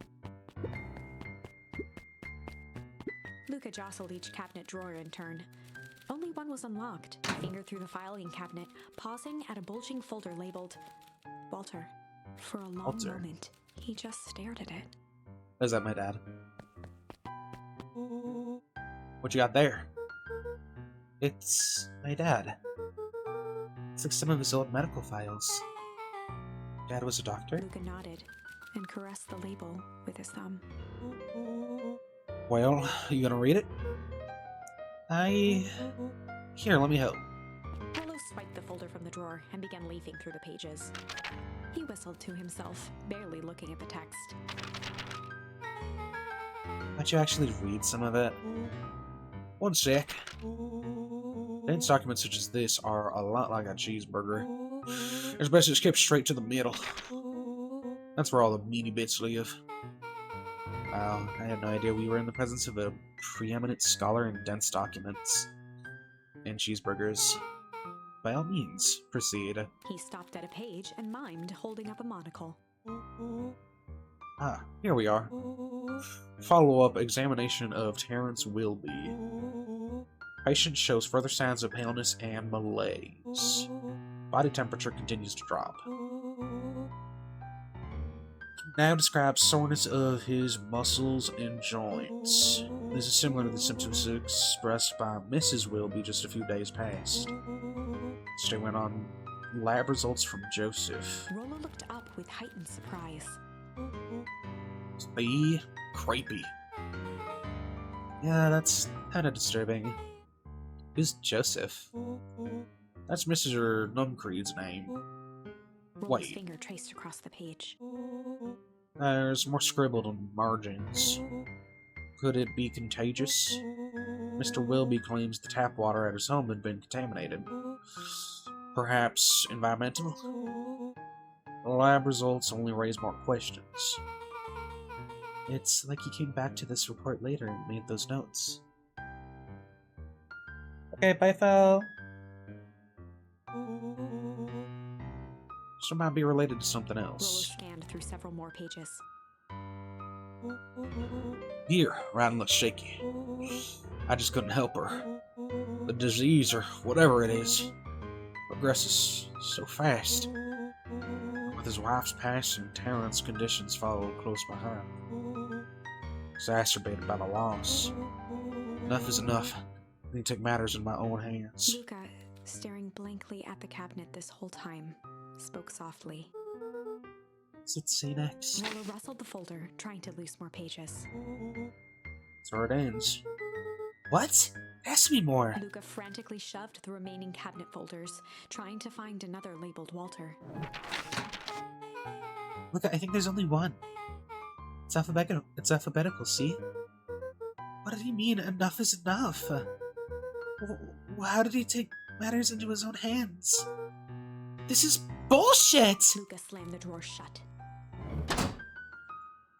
A spider web of string connected photos of people from the town, interspersed with hastily scrawled notes.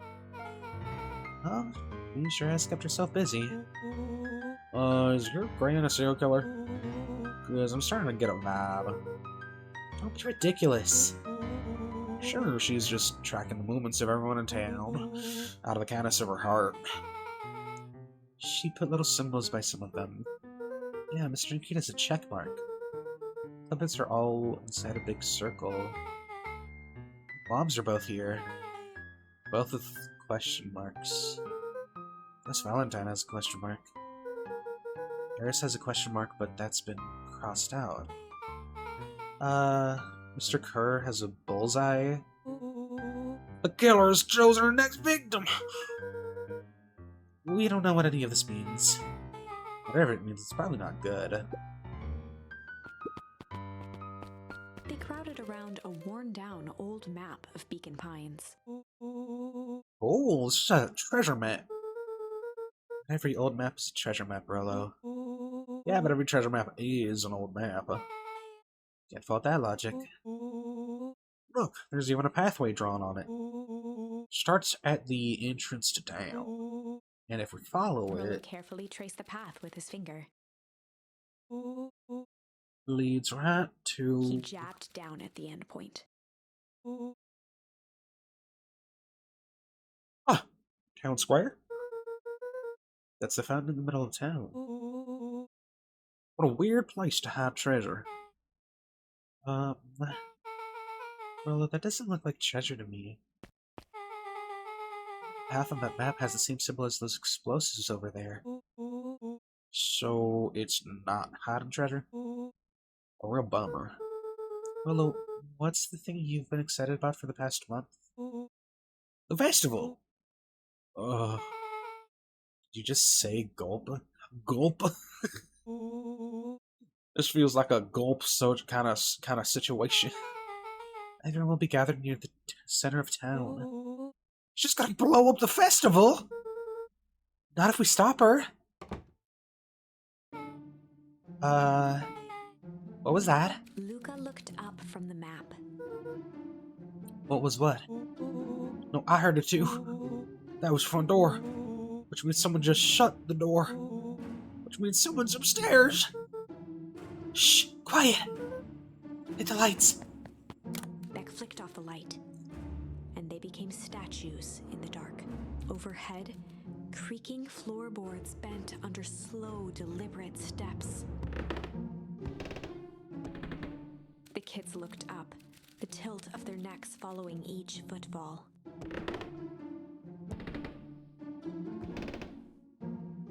Then suddenly, it stopped.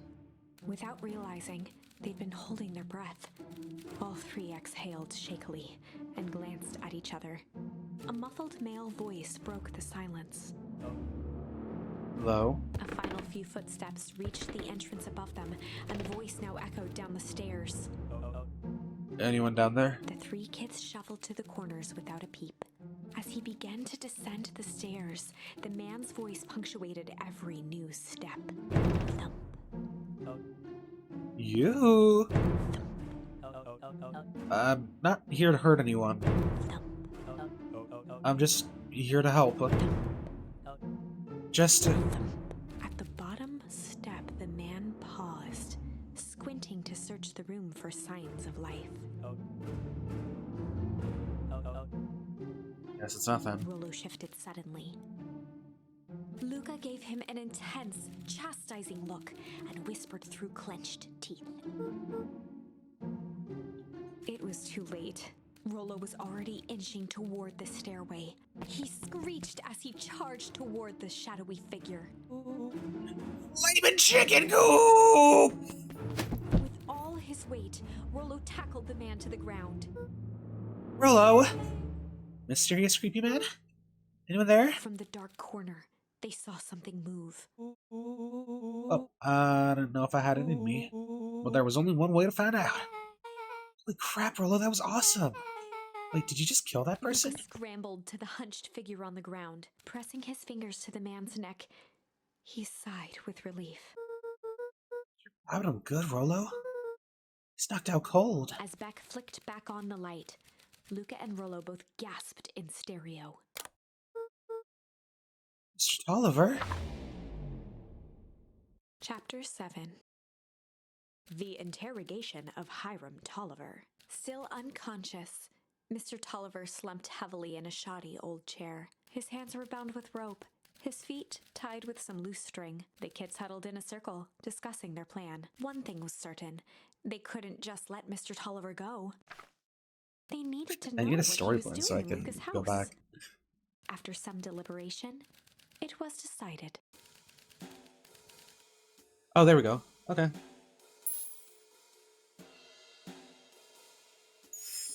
They'd run the classic good cop, chill cop Okay. interrogation. My voice is getting really silly billied right now, just because, you know, after talking for a while, it really messes up my voice box. I'll handle this, just gotta play cool. Luca walked calmly to the light switch, flicking it off and on a few times. Mr. Tolliver shook his head, gathering his wits. So I unlocked that, right? No, I can do that anytime. Okay. That's such good art. Oh, that's also really good. So these seem to be like the main story trees.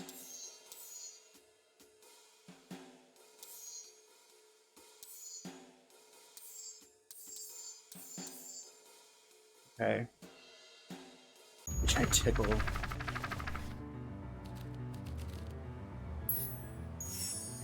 Well, time to bust out the tickles.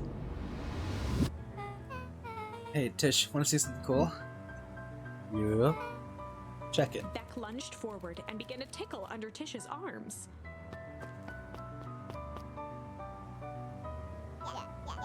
What the? Tish, is she tickling you? Yup. Yup. Yup. Tears began to form in Tish's eyes as she gasped for breath between gales of laughter. Yeah. Beck redoubled her efforts until Tish finally had had enough. What just happened? She seems nice. Sorry for the interruption. I think you were just threatening us? Iggy's eyes darted around, a realization dawning on his face that he was now outnumbered. I just remembered. I have somewhere to be. See you around, new kid. Iggy kicked at the puddle before making his escape. Oof. That's not great, is it? Whoa, what a little creep. Beck, I think you got a little ooze in your Beck hair. shook the ooze out of her hair as best as she could. Is it bad? It depends. What are your feelings about having a more mature, refined look? Oh god. Chapter 4. The best policy. Luca paused for a moment, catching his breath. He'd only just met Beck, and somehow he already managed to drag her into this mess. Hopefully he could make it up to her. But finding Rollo was his primary concern. Okay, let's see how that goes. Oh! Look, what the hell are you doing out here? Why did a kid with gray hair just run past us in a panic? Roxy and Fitz looked drained. It was clear they'd spent all day searching. That's Beck. I don't care who she is. What happened? Just helping look for Rollo. Look, I need you to start telling the truth. Roxy's temper could often be dismissed as the impatience of an older sibling. But this was the most intense Luca had ever seen her. Her eyes were wild and unfocused, looking straight through Luca. We're running out of time. In a torrent of rambled words and tears, Luca broke down. Rollo and I were just playing in Weebwood yesterday. We were investigating lights at the old Valentine warehouse. But someone was in there with a strange suit. And we hid in the dumpster and had a heavy bag dropped on us. I think it was a body. And we ran, but we got split up. And I ran home. And it's all my fault. And now my best friend may never come back. Wow. Just wow. Roxy, still exhausted and angry, softened briefly as her eyes hunted the ground in thought.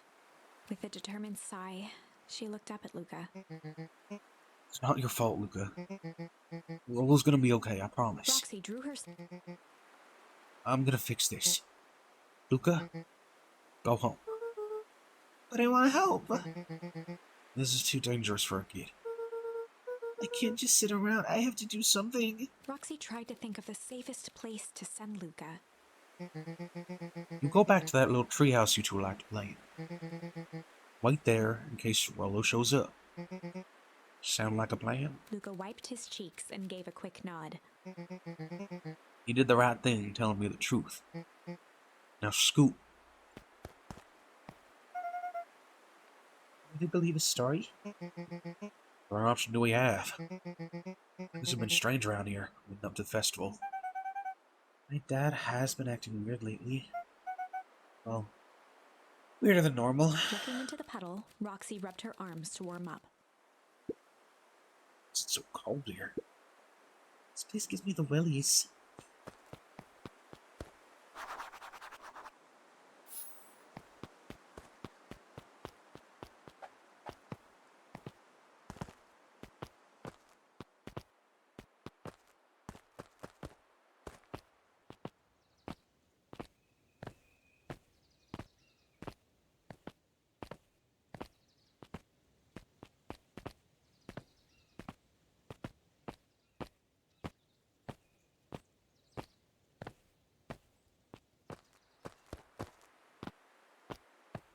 Mr. Nuncreed jumped with a start. Whoa, don't sneak up on an old fella like that. Sorry. Who are you talking to? What? Luca motioned to the phone booth. Oh, no. I was just checking because I thought I heard it ring. But the dang thing never does, of course.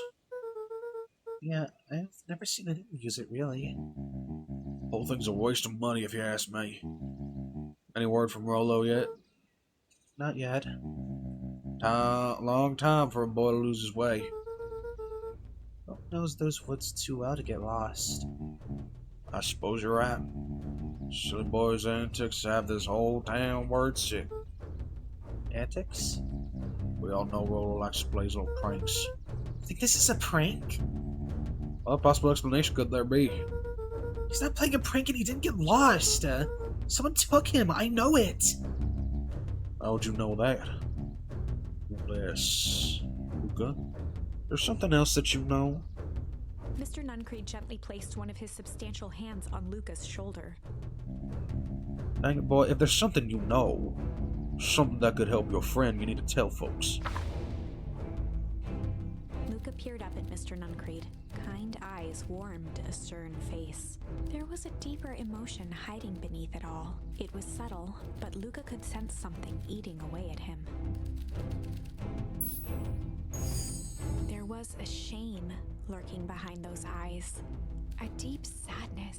If Mr. Nuncreed was that worried about Rolo, maybe he could help. Let's see. Rolo and I were messing around at the old Valentine warehouse. Mr. Nuncreed raised an eyebrow. With you? You were with Rolo when he went missing? Not exactly. I was hiding in the dumpster. The dumpster? What were you doing in there? First we were just looking around. Then someone in a strange yellow suit came and dumped something on us. We both got scared and ran. That was the last I saw of him. Got scared by some garbage? Well, that's why you don't go skulking in someone's dumpster. But it wasn't garbage. I think it was a body. I'm sure it was just some trash. No, there was a name tag. It said Deep Engineering. Mr. Nuncreed's shoulders slumped. She wouldn't have said that. A deep sigh bellowed from his chest. Why did you have to... I tried, Luca. God knows I tried to keep you safe. Luca attempted to take a step back, but Nuncreed's hand clamped down on his shoulder. You Van Horns just can't help yourselves, can you? We were all so close! So close to being done with this! With a firm shove, Nuncreed manhandled Luca into the phone booth. What are you doing? It's out of my hands now. The door latched shut with a mechanical hiss. It! As Luca pounded the glass, the floor dropped from under his feet. The inside of the phone booth was now a loose capsule, plummeting at gravity's whim. Oh. Luca winced and pressed his hands to the walls. As he braced for impact, the capsule hurried to a surprisingly smooth stop. He felt a cold rush of air and opened his eyes with hesitance. Two large figures in hazmat suits occluded his view. Luca heard the deep, resigned voice of Mr. Nuncreed over an intercom. He knows too much. The end. What the hell?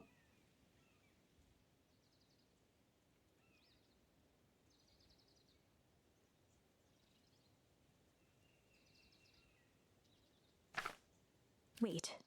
No. This isn't the end. I know there's still much more. Somehow this went wrong. Okay, let's try something else. That's fucking weird. Okay. I honestly did not expect him to be involved at all. But geez, okay. Okay, I think that's a good stopping point. Alright. Well.